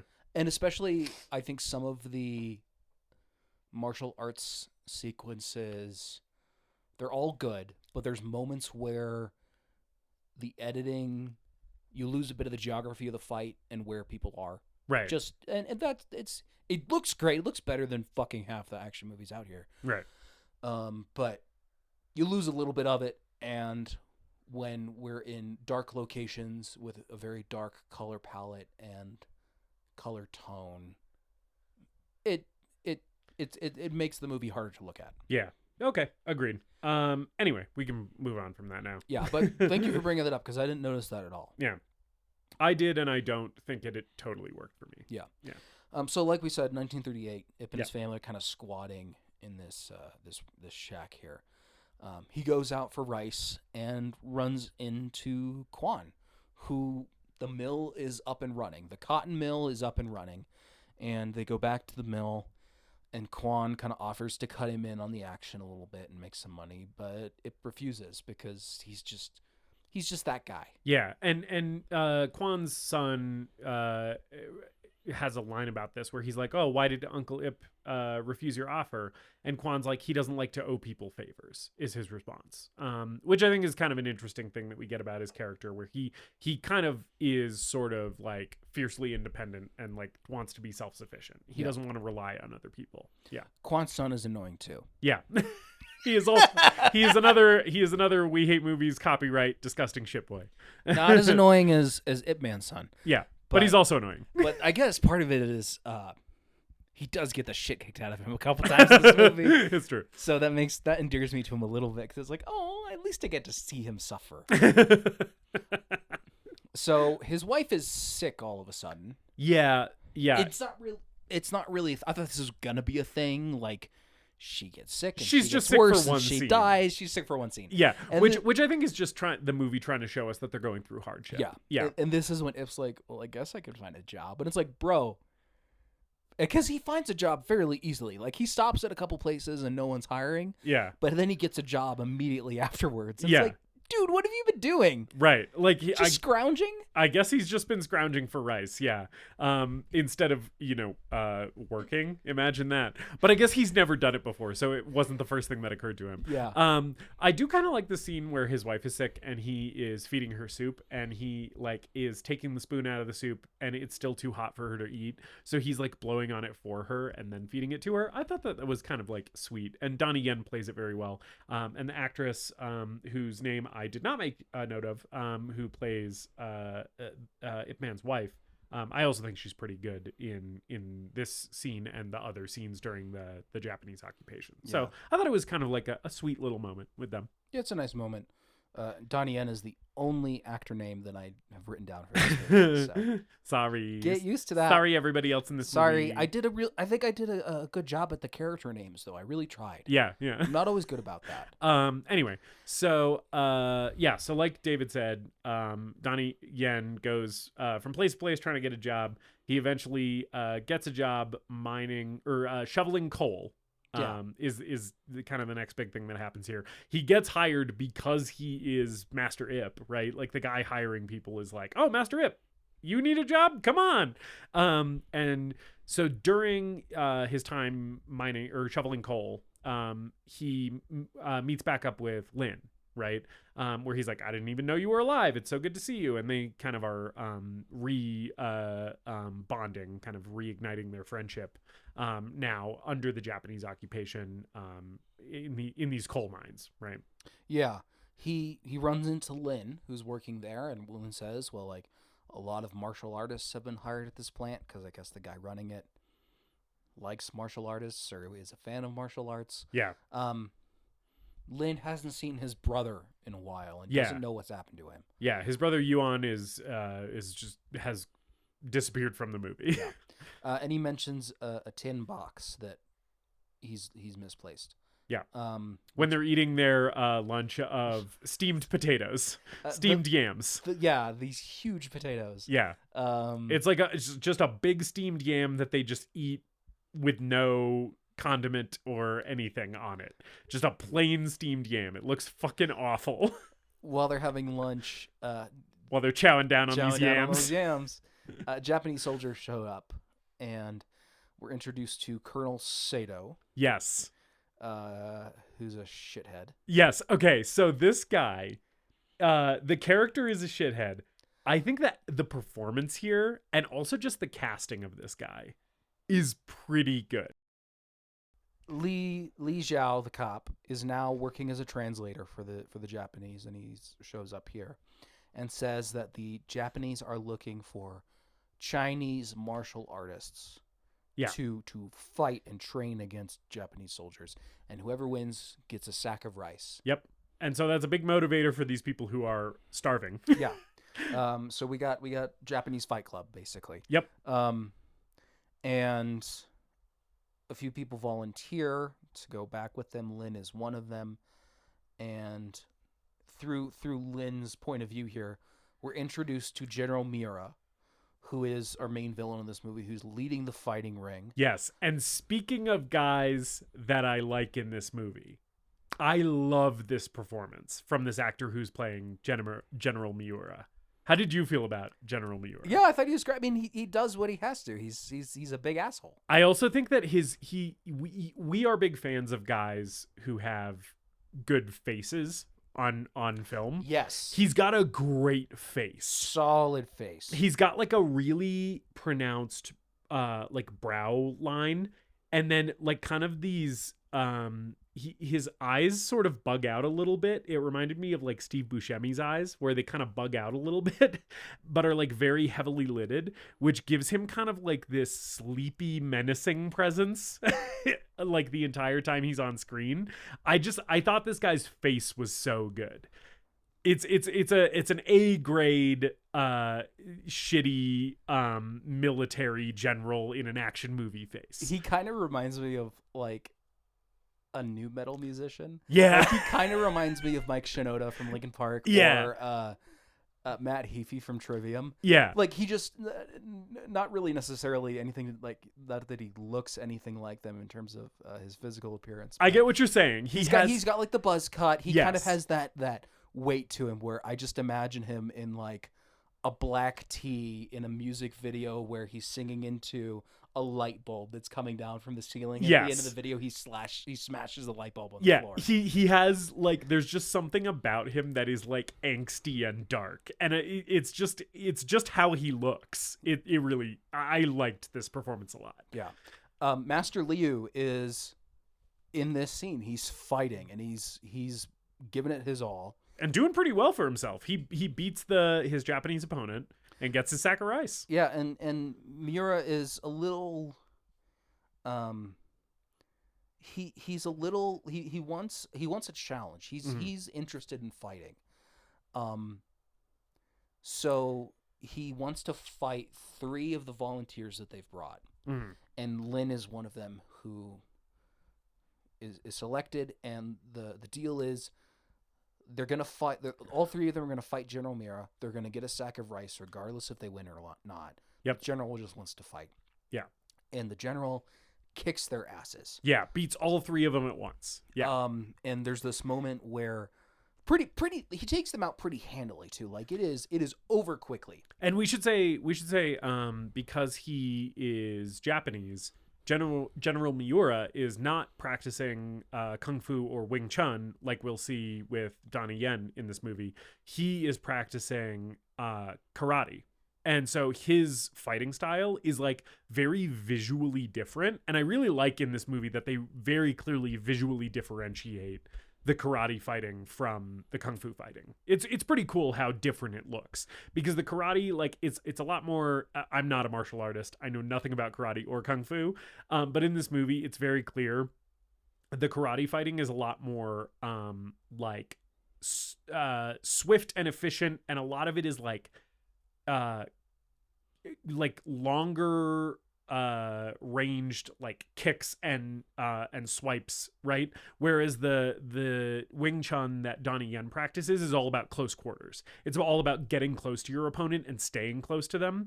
Whereas it seems General Miura and the other Japanese fighters who are doing the karate fighting are trying to maintain a little bit of distance. So it's just kind of like a cool visual difference. I'm not always the greatest about noticing this kind of stuff, but there's very little double work or stunt doubles in this. Like, this is China, this is Hong Kong, or in this case this actor is Japanese. A lot of these actors are also trained martial artists, and so they are doing their own action in this movie. It seems like a lot of the stunts are performed by the actors, and it's fucking great. It rocks. More American movies should do that. Jesus Christ. Like thank God for Keanu Reeves investing 6 months out of his life to become a proficient killing machine and then doing a John Wick movie. I know Kung Fu. There are few actors in Hollywood that have the kind of dedication of, any Hong Kong stunt performer. Oh, Totally. And that's one of the things that makes me, when I watch a movie like this, I'm like, I should watch more Hong Kong action movies. Absolutely. And a big part of it is just, these guys are the whole package. They're charismatic performers in front of the camera. They can play a character. They can give a compelling performance. And also, they can fucking actually kick ass, They don't need somebody to come in and do it for them. Like, Donnie Yen is a fucking badass, like, and also a great actor. And you don't get that as much in American cinema, for sure. So General Miura lays all these guys out. Lynn attacks him while his back is turned and tries to get in a cheap shot. And the other guys are the other 2 Chinese guys who were fighting General Miura with Lynn are kind of like, just fucking, admit defeat, dude. Like, you're gonna get the rice anyway. Just fucking call it, right? And Lynn has like a personal stake in this, where he wants to beat the general, essentially because he wants to get one in on the occupying force. They're all beaten pretty badly and bloody at this point. Like, they're on the floor basically, and they just want to get out of there. But Miura turns the tables on Lynn, gets him in a chokehold, and screams in his face, "Do you want to die?" And then Lynn just spits a bunch of blood in his face, which is badass as hell. And Miura's like, "You asshole!" And then Miura like kicks him square in the throat, and he flies across this arena. Yeah. And lands. And this is a killing blow on Lynn. Yeah. Lynn is not surviving this one. And next day, Ip Man has shown up to work at the mine and is asking around about Lynn. He finds Lynn's tin box buried in some coal, but no one's heard from Lynn. Yeah. And Li Zhao shows up again looking for men to fight the general. So Ip is asking Li Zhao about where Lynn is, and Lynn is just ignoring him, asking for volunteers to fight. And Ip Man decides to go along. We get to see Master Liu fight. He wants to fight 3 more men for their rice. Yeah. And it's a pretty short fight. He loses. I like where he's lying on the ground on his stomach, and all 3 of the men kick him at once, and he just goes flying like a barrel roll. It rules. Yeah, and so he has lost this fight, and he picks up his sack of rice because he had won a match before he fought the 3 guys. He had fought 1 guy, gotten a sack of rice, and then he wanted to fight 3 more, and then he lost that fight. So he picks up his sack of rice, and then we go to a close-up of a gun going off, and we get a close-up on Master Liu, and his head explodes, and he has been shot in the head. And it's very tragic and very sad. And it's graphically violent, but it's not excessive. Yeah. We see the blood. We have this really powerful shot of his head falling onto the bag of rice, and a pool of blood soaking through this bag of rice as it falls on the floor. Yeah. So anyway, Master Liu has been shot here. We learn, we kind of pan up to the balcony area where the Japanese commanders, like the Japanese military officers, have been spectating on this martial arts fight club, Kung Fu fight club. And it's shown that Sato is the one who shot Liu. And General Miura is basically like, why the hell did you do that? This place is for tournaments. It's not for that kind of violence. So we're kind of getting the feeling between these 2 guys that General Miura is the more principled and the more like honorable guy. And Sato's kind of the bloodthirsty sociopath, you know? Yeah. And so Miura is basically like, never fucking fire a gun in here again. And I like how he grabs Sato's gun hand and points the muzzle of the pistol like under Sato's chin and is like, or fucking else. Like he's basically like, if this gun goes off again in here, it'll be into your fucking brains, you sniveling little pig.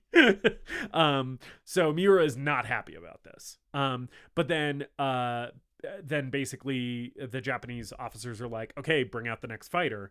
And Li Zhao here is very, very shaken by what has just happened. Yeah. And he's reconsidering his kind of collaborator role with the Japanese occupiers. It's pretty clear.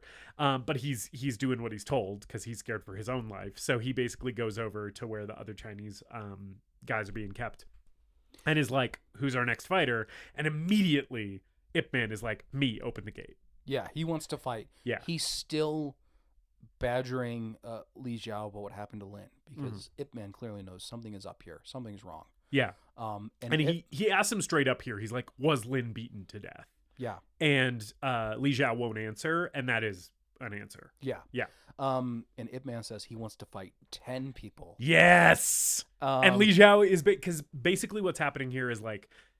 Ip Man has to speak in Chinese, and then Li Zhao has to translate for the Japanese officers. So Ip Man says, I want to fight 10 people. And Li Zhao turns to him and is like, no, are you fucking crazy? Don't do this. And he repeats, I want to fight 10 people. And Li Zhao kind of turns to the Japanese officers and is like, and then in Japanese, he's like, he says he wants to fight 10 people.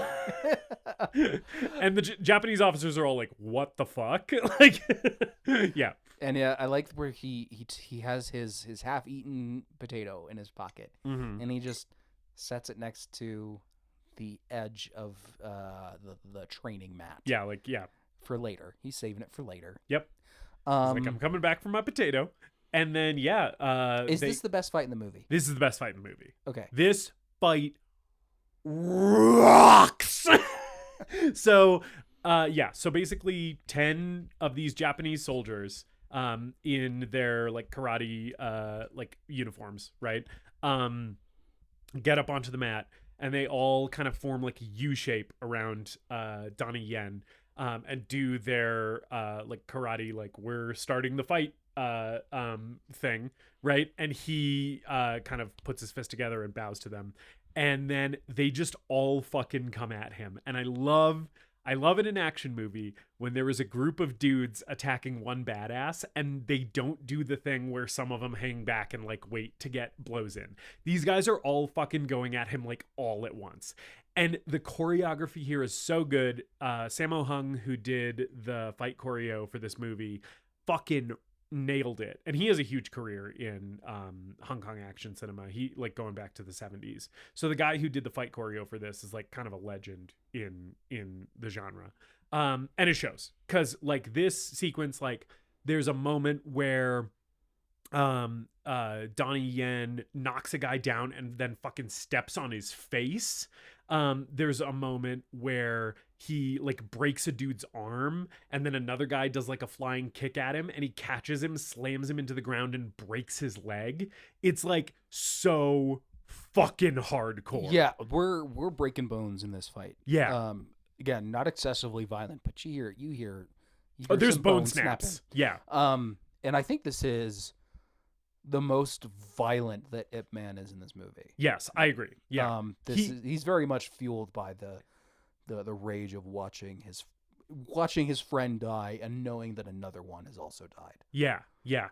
He really fucking this is also kind of a cool moment because you've seen him fight other opponents previously in the movie that he didn't really want to hurt. Yeah. Right. So this is him kind of unleashing his full capacity for violence for the first time in the movie. And it's like so fucking badass. There's a couple of really great moments too where he does those like flurries, like the tornado of punches. Yeah. And there's one that it's like the camera's really close in, he knocks this guy over and the guy's on the ground, and he does the flurry of punches to the chest and like goes up to the guy's face, and it's just fist after fist after fist after fist hitting this dude in the face. And he's like, wah, wah, wah, like while this is happening, because it's like, yeah, you're being punched so many times in such a short amount of time that it's basically like overwhelming him and like breaking his fucking brain. It fucking rocks. For me, this is a candidate for best fight in the movie. I don't know if I can easily give it that award. I think all of the moves are great. Like all of what's happening in the fight is great. I think where it's held back from me a bit is how it's shot. This is a very monochromatic sequence. Yeah. The interior of this arena is very dark, very true. Not lit very well. But I think there's a good contrast here where the uniforms are very white and the floor is very white. So we have that white on black kind of monochromatic contrast. But there's moments where we lose track of geography here in terms of editing that threw me off a bit. And before people come at me, I didn't have this part of my brain turned on for every fight in the movie, so I'm sure it happens at other points. It just stood out to me here.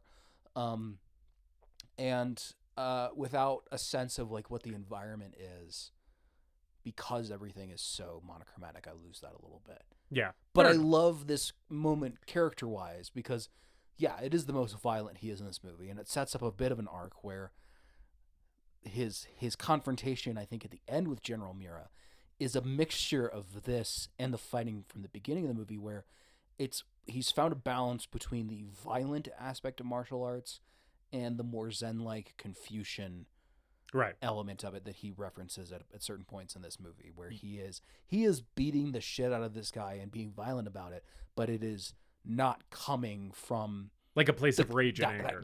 Kind of vengeance, a place of vengeance and rage like it is here. Yeah. So this fight basically ends. He has laid out like 9 of these guys, right? One moment.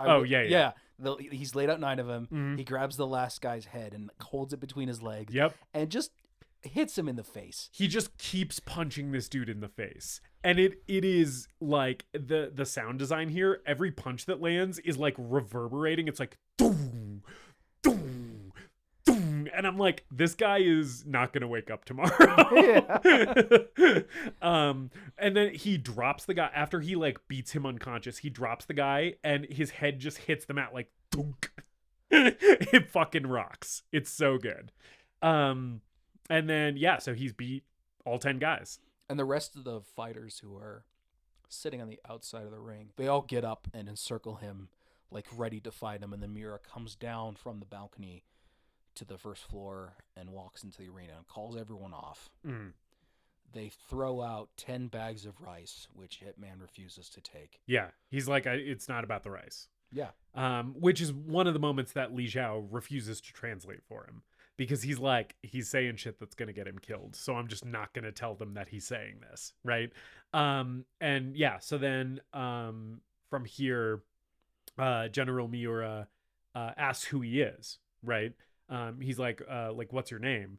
And Ip Man responds, I'm just a Chinese man. Which, moment of Chinese nationalism, sure.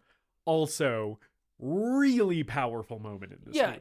It's a great classic moment that you would see in something like in Gladiator. Yeah, like when he just says, "My name is Gladiator." Yeah, it's very, very, very Batman. Yeah, I'm just a man trying to do the right thing. Yeah. Kind of vibe. It's but cool. I love that response. I love that response. Just a Chinese man. I'm just a Chinese man.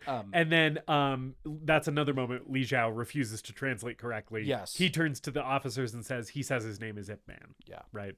So now they know who he is. And then he goes. There's a moment very briefly where he the only sack of rice he takes is the bloodied sack of rice. He takes his potato and the bloodied sack of rice. He doesn't take any of the 10 that he won. And then there's a very brief scene where he brings the bloodied sack of rice to what we assume is Master Lu's family. Yeah, it's a very, very short scene where he just hands it off and then we move on. Li Xiao has followed him. Yeah. And kind of mentions to him like, hey, you need to like lay low a little bit. Like, what are you doing? And Ip Man just punches him in the fucking face and calls him a dirty traitor. He bitch slaps him. Yeah. And he's like, you fucking traitor, you fucking collaborator. And Li Xiao's response is basically like, I'm just trying to earn a living like anybody else. And Ip Man's not really having that. He's like, you're betraying your own people by working with the occupiers. Right. Which gives Li Xiao some things to think about. And then Ip comes home and tells his wife about how he feels kind of useless in this world now. I think it is funny though. Oh yeah. Just really quick, when he walks in, after beating the shit out of and like breaking countless bones on the bodies of 10 dudes, seeing a guy get fucking shot in the head. He walks into this little hovel where him and his family are squatting, and his wife says, "How was your day?" And he doesn't really answer. But I just thought it was so funny because it's like, yeah, man, like, how do you fucking respond to that question? Well, I shoveled some coal, saw a guy get shot in the head, and then beat the fuck out of 10 dudes. How was your day was very funny to me. Yeah. But yeah, he starts talking about how he's like, he feels useless, right? And this sort of goes back to, he doesn't directly reference it, but it sort of goes back to one of the themes of the movie, which is like, what does it mean to be like a martial artist in a world of modern warfare, in a world of guns and world wars and bombs and stuff, right? And so he is here basically being like, I'm a martial artist, but like, what is that good for? Like, I feel like I have no purpose, which I was like, big relate, my man. Yeah, and his wife is like, but you still have me. Yes. It's a nice scene, but I do have written down here, I don't care about his wife. That is in my notes. I care about his wife a little bit more, but maybe that's because I'm a man with a wife, so I was projecting. But yeah, it's a nice scene of vulnerability from a character who has to spend a good portion of this movie being strong. Right. And carrying a lot on his shoulders that he doesn't always show. Mm. We cut to a scene of a truck driving through the woods, and we run into our old friend Jin. Yep. Who set up a roadblock with a down tree, and his gang has apparently grown in numbers, and they have and they come out of the woods with hand axes. They're an axe gang. Yeah, and they raid this truck. We do kind of catch in the background here that Yuan, Yes. who is Lynn's brother from the beginning of the movie, The kid with the kite. has The joined window up with peeper. them. Yeah, has joined up with them. It's a truck of supplies that's heading to Kwan's cotton mill. And they roll up to the cotton mill. They roll up to the cotton mill and they're like, "Hey, give us money. Fuck you. Yep. We own this place now." They're basically like, we got all your supplies and also now we want all your money. And Kwan's kid runs up trying to tell him off, and they beat the shit out of him, Yep. which is good. They also then beat Very the shit out of Kwan as well. And Kwan's son runs to Ip Man's house, Ip Man's little poverty hovel, and is basically like, "Hey, Uncle Ip, my dad Kwan is being beaten up by like Jin and his band of street toughs. You have to come help us." Right. And Ip Man's like, "Oh shit, like this, I got to deal with this." Right. My community needs me. Which this is the "my community needs me" movement of the film, which I mentioned earlier. I like the early stuff with Jin. This bit for me, this kind of plot movement for me, drags a little bit. Yeah, this is an issue I have here where there's two movies happening here. Mm-hmm. There's Ip Man versus Jin. Yeah. And then Ip Man versus General Mira. Yeah. And I think there was a way to bridge those into a coherent plot. Yeah. Or not that this movie's incoherent, into a more cohesive plot structure. Yeah, into something that moves along a little bit more logically than this does. Yeah. Yeah. But the Japanese stuff is definitely going to take a back seat for a while here. Right. While we focus on this plot. And I think it almost seems like the movie where the filmmakers had a couple ideas but didn't know how to develop them into a 90-minute movie. Like, these were both 45-minute long ideas. Yeah. And so they just stuck them together into one movie. Right. Yeah. And this movie isn't bad. I liked this movie a lot. Yeah. That is the biggest issue I have with this, is that I feel like this plot just gave me a bit of whiplash, switching back and forth between these two plot lines. Yeah. And switching in tone too when you switch between the two plots, because the Japanese occupier stuff is a lot darker than the kind of more fun and light tone with some of the cotton mill stuff. And investing in the characters is a big thing. Because the villains are all great, but all a little bit underdeveloped because they're all kind of trying to share the spotlight in this one movie. Yeah. Whereas you could have, if we were going to have Jin in this movie, make Jin much more minor and have this part wrap up a little bit quicker. Yeah. And there's a way that I think they could have done it, which we'll get to. But anyway. Anyway. Ip goes to the mill. Jin and his goons are gone, and Kwan wants Ip to teach the workers kung fu. Yep. And Ip is initially a little resistant here, but it doesn't take much to win him over because he realizes basically, I have a responsibility to my community to make sure that they can defend themselves against a band of axe-wielding street toughs. Yeah. We get a short little Seven Samurai training the peasants montage. Yes. Which I always love in a movie. Doing a Seven Samurai thing is always just going to work for me. Yeah. Where we're training people who are underprivileged and unequipped to fight an oppressive force. Yeah. I also really like in this training montage we see a lot of women who work at the cotton mill being trained. Diverse group here. There's kids, there's elderly folks, there's women. And it goes back to what Ip Man said about Wing Chun, right? Which is like sex and age don't matter. It's your discipline, right? Yeah. Which I really like that. Yeah, we do see old people learning Wing Chun. We do see kids. We do see women. We do see, kind of a very diverse group here. And there is a funny moment in this training montage as well. There's one funny gag that I noticed in this movie, because this is not a particularly comedic film, but there's a gag in the training montage where the nephew, or not nephew, but he calls him Uncle Ip, right? It's Kwan's kid. Kwan's kid. Kwan's kid is writing with like a calligraphy pen, like one of those pens that you like dip in an inkwell. He's writing, and then he has been training Wing Chun, so he like does like a little Wing Chun move in the middle of writing his calligraphy, and then it cuts to a reverse shot of the kid who was sitting across the table from him, and he just has ink splattered all over his face. because Kwan's kid has like flicked a bunch of ink off this pen in doing his little Wing Chun move, which I thought was pretty funny. Yeah, and there's moments where the workers are just working in the mill and like passing by each other doing their tasks, and they'll stop and drop into a few moves and spar really quickly. Yeah, do a little Wing Chun break. Yeah, that was fun. Yeah, I like that. And I liked how the women are all in like these aprons with these kind of they have like a little handkerchief tied around their hair. Yeah, and it's very funny and cute seeing them do these moves, and even funnier later when they actually have to fight Jin. Yes. Yeah. So we catch back up a little bit with General Miura. He wants to find Ip Man and is interrogating Li Zhao about it, and it's nice to see Li Zhao get the shit kicked out of him by Sato. Yeah. Yep. And Li Zhao we're getting the impression that he's had just about enough of this treatment from these Japanese occupiers. So yeah.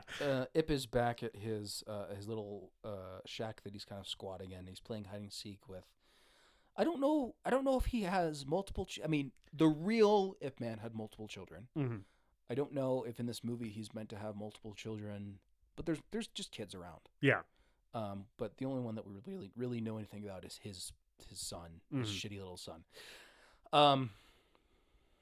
And Li Zhao shows up while they're playing hide and seek and tells Ip Man that Miura wants to fight. And as soon as he shows up, yes, this is a really, really good moment. Yes, let's talk about this moment. Yeah, earlier in the movie, we see Ip Man's kid and the other kids playing with sticks, playing war with sticks. Yeah, they're pretending the sticks are guns and shooting at each other with their fake stick guns. And in this scene, Ip Man's kid runs around the corner and he starts hearing him say bang, bang, bang.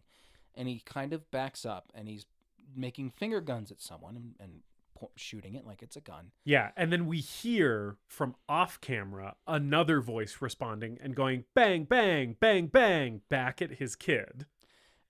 And as his kid backs around the corner, we see General Sato crouched down, pointing his gun at the kid, with his finger on the trigger. Again, trigger discipline in this movie. I think when you're an occupying force in a country that you are trying to take over and subjugate, trigger discipline goes out the window. Because I think if you just shoot a random kid, you can just be like, oh yeah, you know, it's he was resisting. Yeah, and he's making bang noises at his kid. This is really good. This is a really good moment. It's a really good, really tense, really scary moment, right? Because he's just pointing a gun at a child, and immediately, as soon as Ip Man sees this, he is like, fucking stop pointing that gun at my kid. Yeah. Right? And pretty quickly here, I don't remember if many words are exchanged. So Sato's basically like, hey, are you Ip Man? Like, we're here to find you. And Sato looks up and sees Ip Man's wife kind of standing at the top of the stairs. And he does a very creepy, like, ooh, very pretty about Ip Man's wife. And that's really what sets Ip Man off. Like, you pointed a gun at my kid, and now you're making kind of creepy advances on my wife. And he just starts beating the fuck out of these Japanese soldiers. Yeah, Sato starts walking up the stairs, and Ip slams his head into the stairs. It's like, don't you touch my fucking wife! And it's not a fight.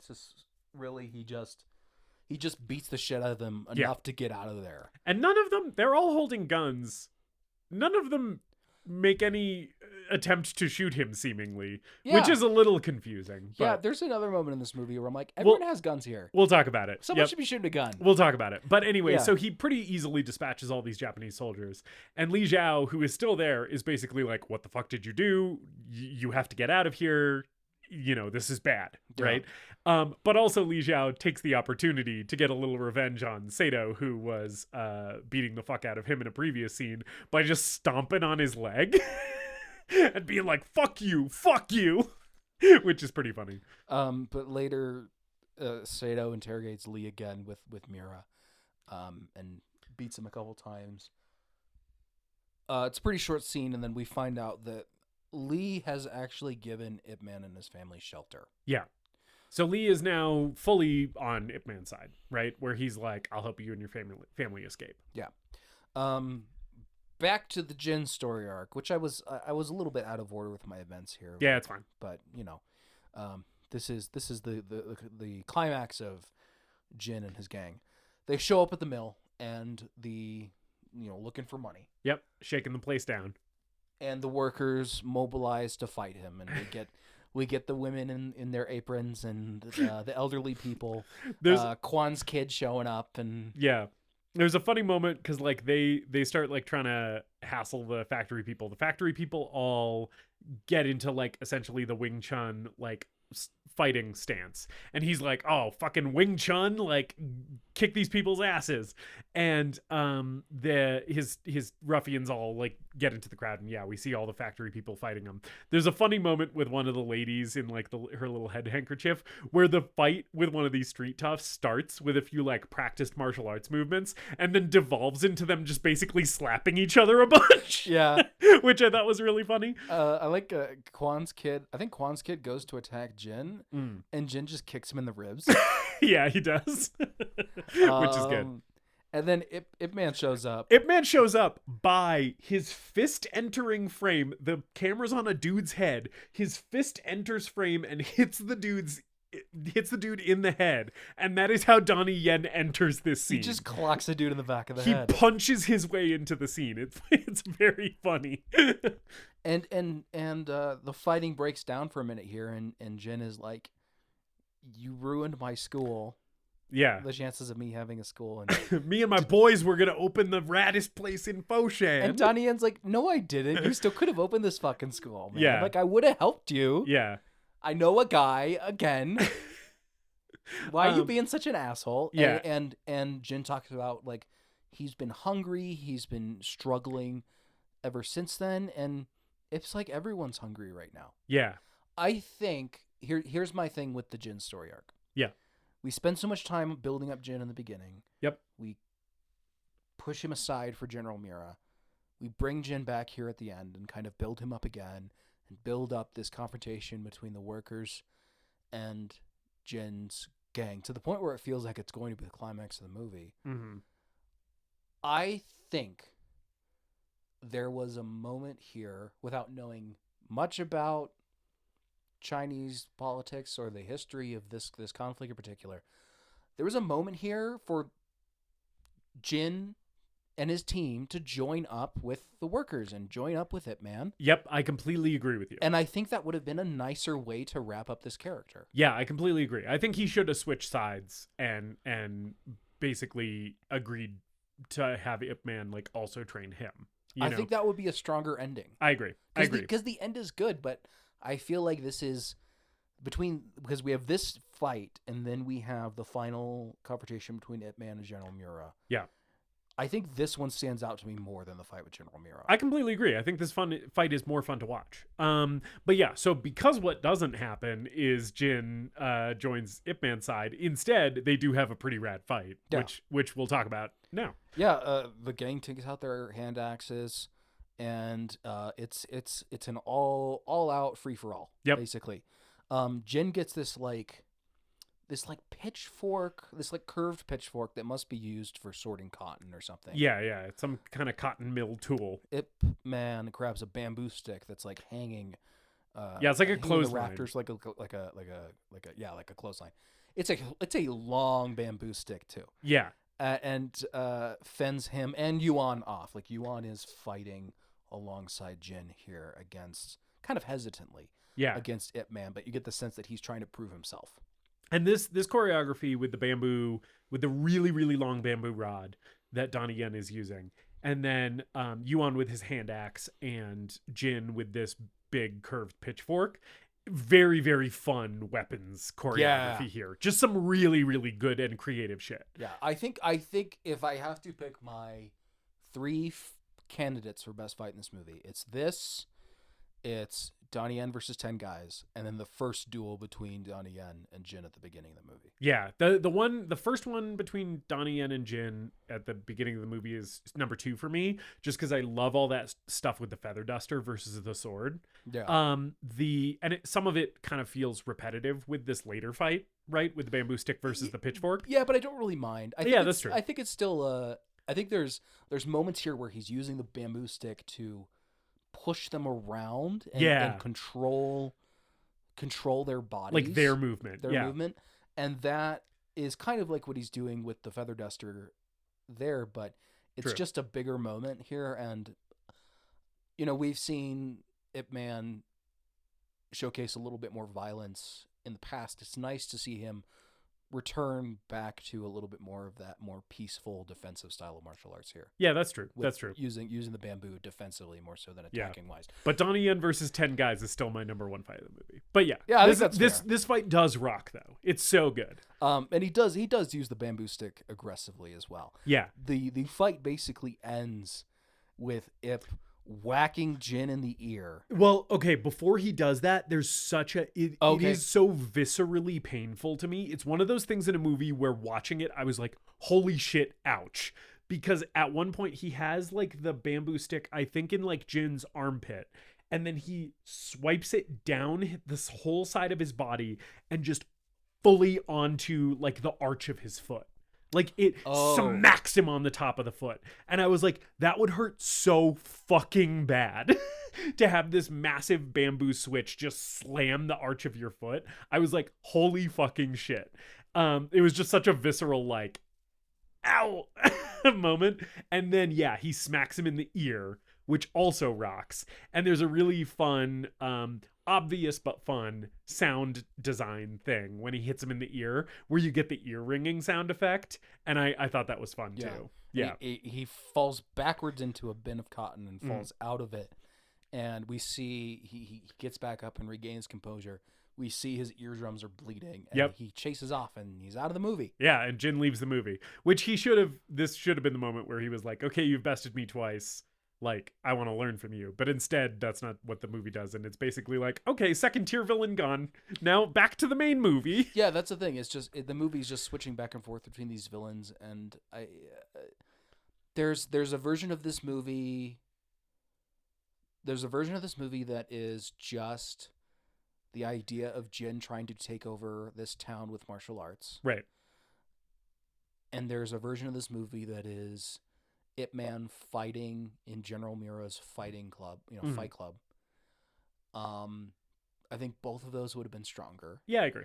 I think the movie that we have, the stronger version of the movie that we have would have been to have Jin come over to the other side here. Yeah.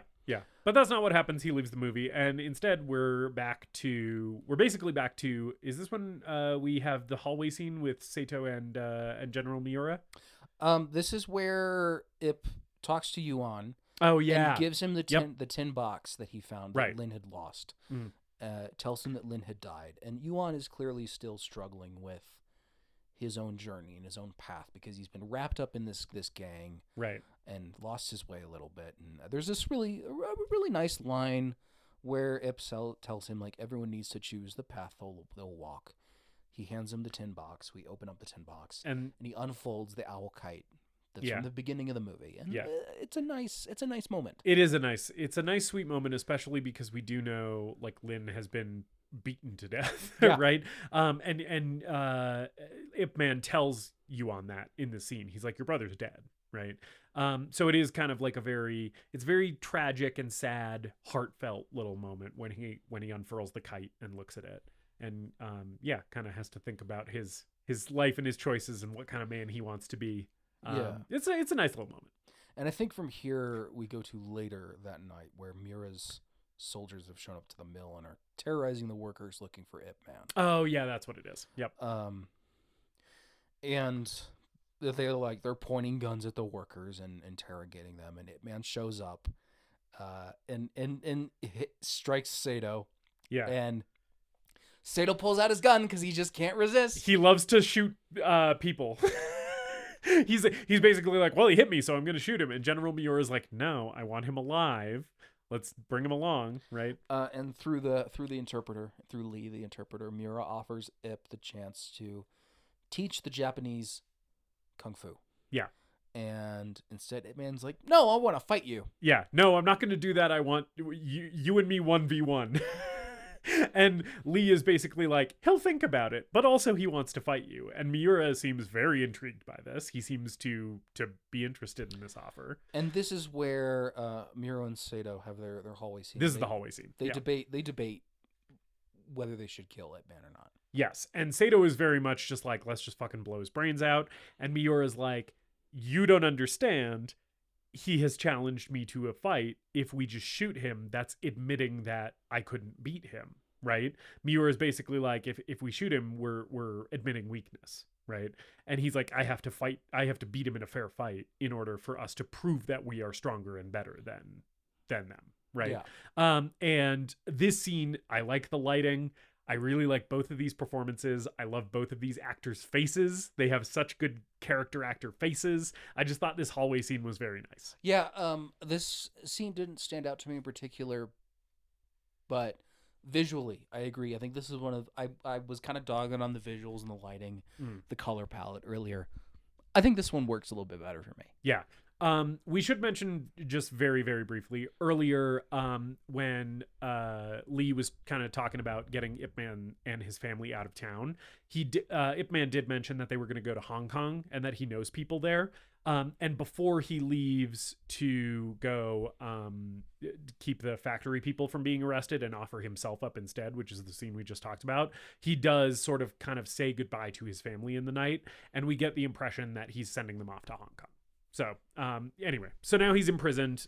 He's in a cell at the Japanese headquarters, which, by the way, is his old house. Yeah. We didn't mention that, but the Japanese military headquarters in Foshan is just Ip Man's old mansion.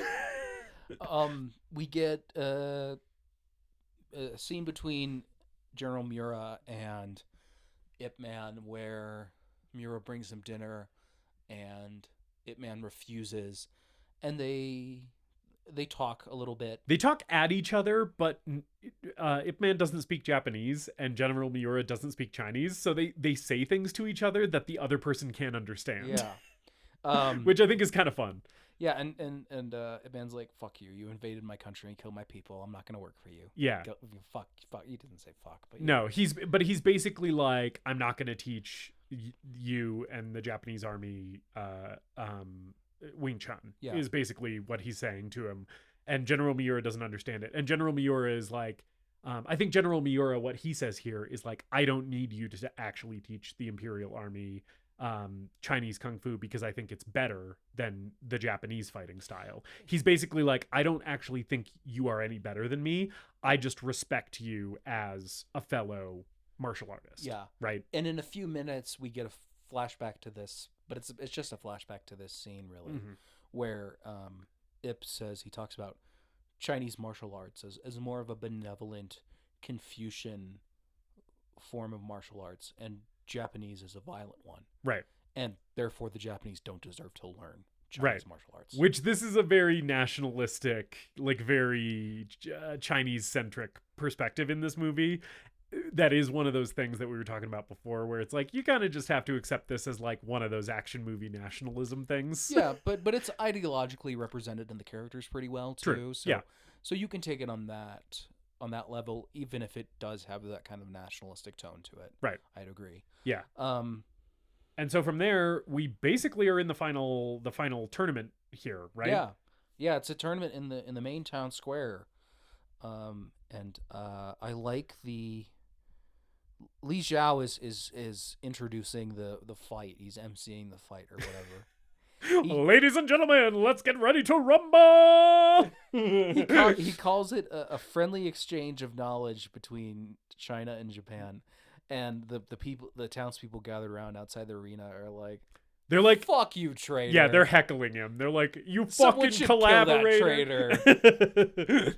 I hope they fucking shoot you. It's like, all right. I think the pacing of this fight is a lot quicker than the others. Yeah. Like Ip is more aggressive here. Mhm. Again, he's more violent, but also has a bit more of the calm and control Yeah. here. He gets hit. He gets hit twice in this fight. Yes, General Miura is, as we mentioned earlier, the only one who lands any blows on Donnie Yen in this movie. He's going everywhere. There's a great moment here where Ip Man like flips him over on his back, and he's General Miura's lying on his face, and Ip Man does that super quick flurry of punches to the back of his head. Yeah. That's gotta hurt so bad. Yeah.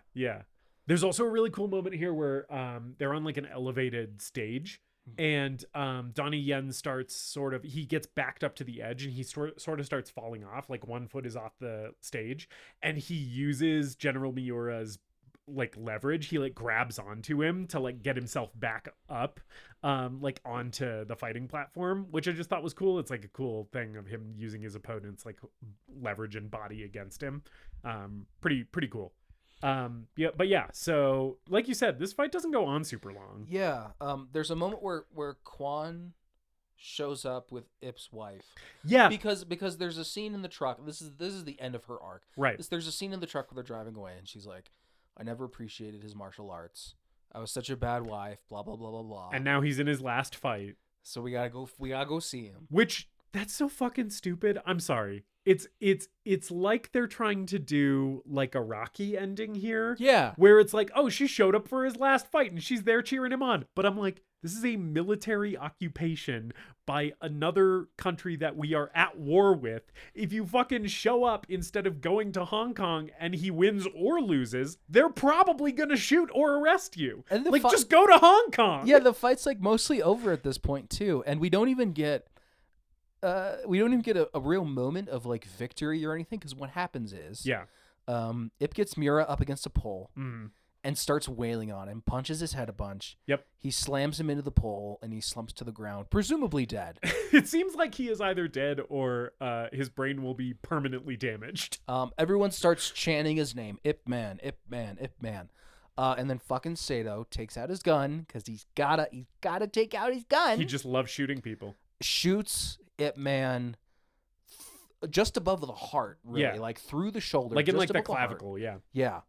And then the crowd, there's like a Japanese barricades with Japanese soldiers holding rifles, and the crowd storms the barricades. And I'm like, this is a point where I'm like, someone should be shooting guns here. Yeah, none of these Japanese soldiers who are being overwhelmed by this tide of Chinese civilians in Foshan, none of them are shooting guns at the crowd who is like coming to beat their asses, and it is a confusing moment. And I think this is another one of those moments where my knowledge of first-person shooters jumps out.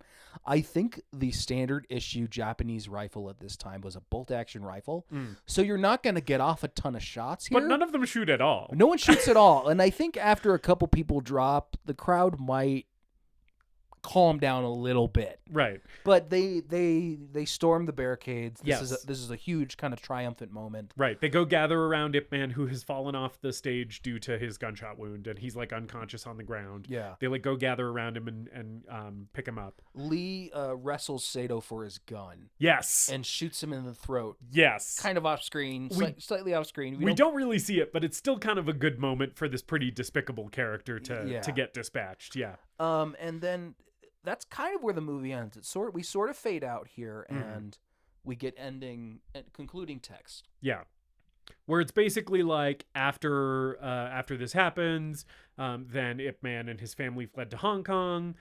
He was an inspiration for the Chinese people. The war ended in 1945 with the unconditional surrender of the Japanese. And then Ip Man opened up a Wing Chun school in Hong Kong, and one of his students was martial arts legend and movie star Bruce Lee. And Yeah. that's basically the end of the movie. which is funny considering there's 4 more movies and they cover that stuff too. Right. So They it's just- probably didn't know they were getting sequels. Right. Wilson Yip was hedging his bets here. He was like, I got to tell him what happened in case we don't get to make any more movies. But yeah, that's kind of the end of the movie. There's no real moment where we're celebrating with that man because he's basically shot and then flees and has to recover. Yeah, and then we that- just it's like all off screen. yeah, and then we just see a picture of the actual guy. Yeah. Yeah. But yeah, that's it, man. That's it, man. Justus, Yeah. I will turn it over to you. Mhm.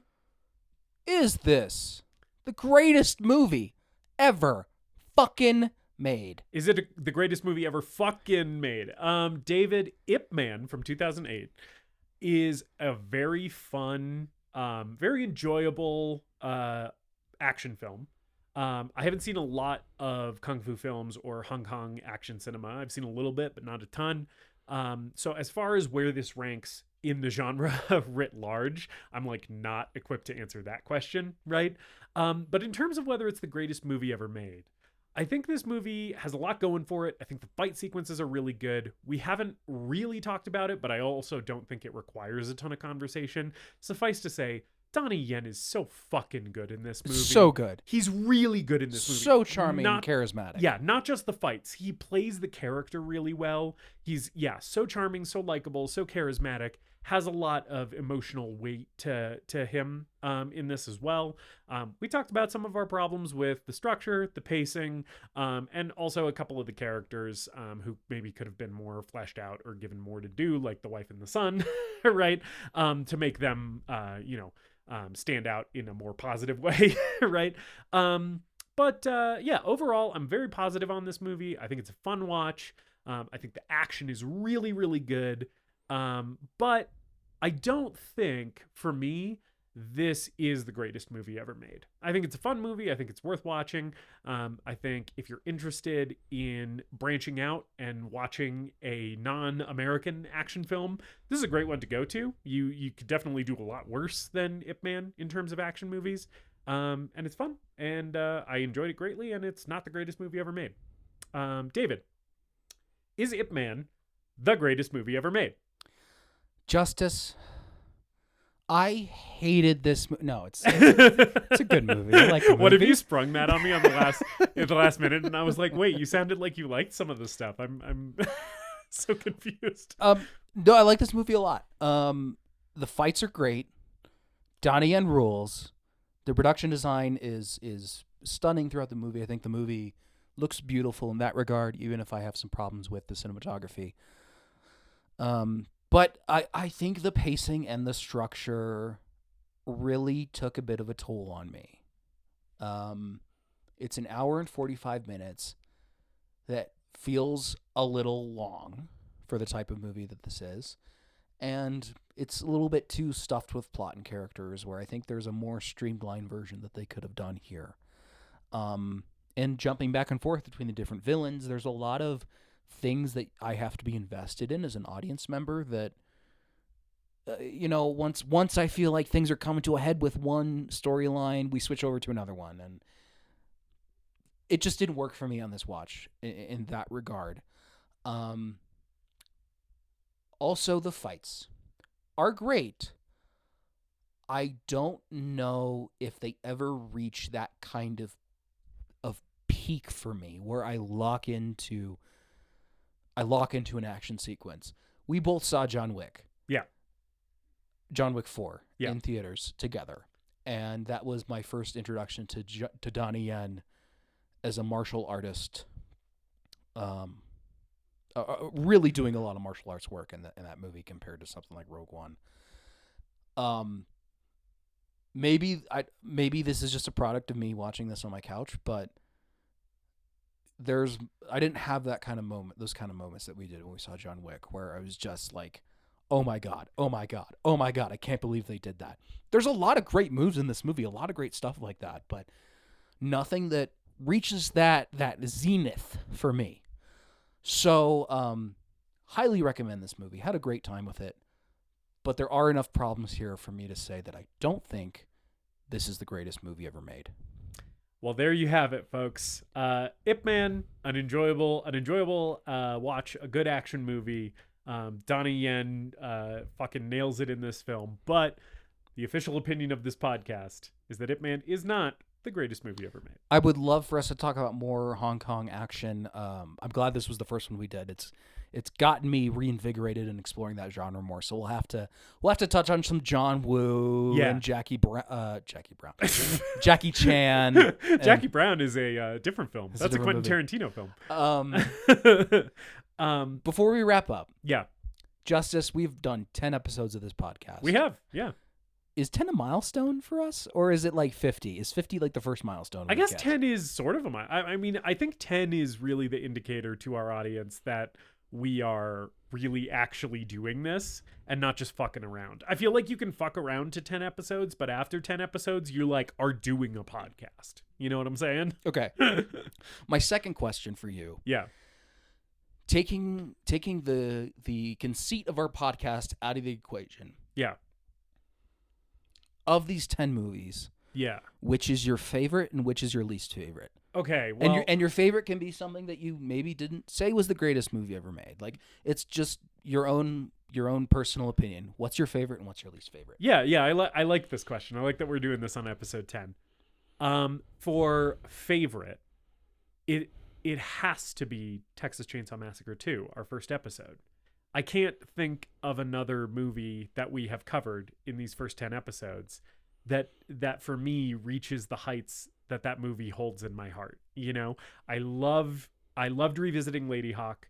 I loved About Time. I loved Nobody Sleeps in the Woods Tonight Part 2. And I really enjoyed my first go round with A Knight's Tale, but nothing in these first 10 episodes is going to surpass Dennis Hopper dueling Leatherface with chainsaws. You know, like, it's got to be Texas Chainsaw Massacre 2. Least favorite, it's got to be Rambo. That movie did not land particularly well for me. Okay. I thought it kind of looked like shit, and also just it made me feel weird and icky watching it. So I'm gonna say the top of the heap so far is TCM2, and the bottom is Rambo. What about you? I thought you might throw in Prince of Darkness there. Ooh, was I wrong? Did you? Well, okay, because Prince of Darkness has those ideas in it that you really like. Yeah, but it's not. But I don't think I like it as much as TCM2. Okay, that's fair. I think it's telling that I didn't even think of Prince of Darkness in terms of, because I was like, okay, what are the movies that I hadn't seen before, right? Or hadn't seen in a long time that were really up there for me. And then I was like comparing them against TCM2. Prince of Darkness is a movie that I dearly love and I think is the greatest movie ever made. It's not as much fun as TCM2. You know, I love Prince of Darkness. I will consistently revisit Prince of Darkness. But of the movies we've covered so far, the one that holds the biggest, most special place in my heart, the one that I'm going to buy a t-shirt of, you know, I had a KOKLA t-shirt for a while and then I got too fat to keep wearing it. But it's TCM2. Okay. It's Dennis Hopper. It's the fucking Cut-Right chainsaws, Oh My Aching Banana. You know, like, I love Prince of Darkness, but if one of them has to take the crown in these first 10 episodes, it's going to be TCM2. Yeah, that's mine too. Yeah. Just a perfect movie. Maybe a perfect movie. Love every minute of that fucking thing. So happy that a movie like that exists. Yeah. Especially at the time when it came out in the middle of the slasher craze. We got a slasher that was so inventive, creative, and wacky. Yeah. You know, years before Scream came out. Yeah.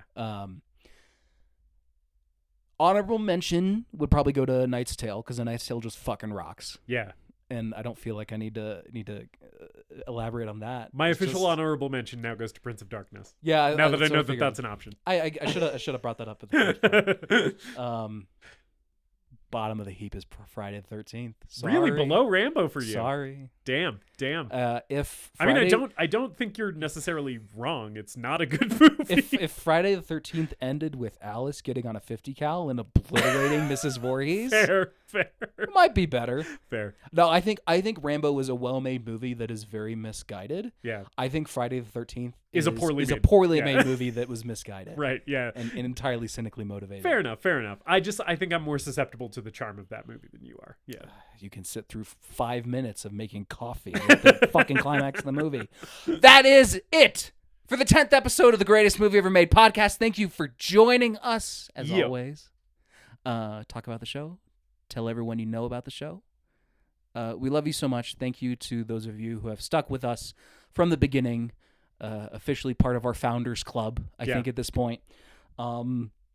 We are shifting next week to talk about, this is a first in several regards. It's our first animated film.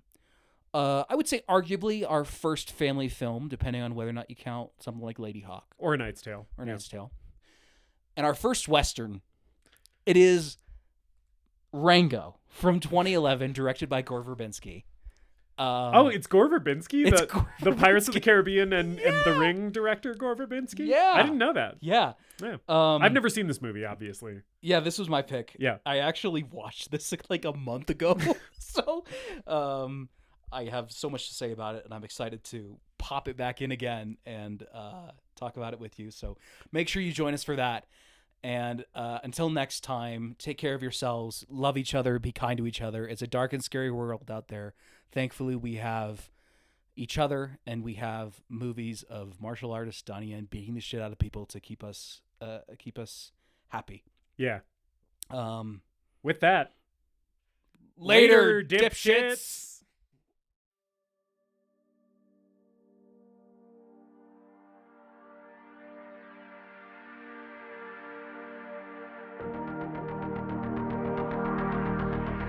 We hope you enjoyed this episode of The Greatest Movie Ever Made. Please remember to leave us a rating and a review, and to subscribe to the show wherever you listen. We appreciate you supporting the show and spreading the word. Tell your friends to listen, tell your enemies to listen, tell your mom to listen. If your neighbor has an unsecured Bluetooth speaker, connect to it and play an episode. You can follow us on social media at TGMEM_podcast. And if you've got a movie that you want us to talk about, send us an email at thegreatestmoviepodcast@gmail.com.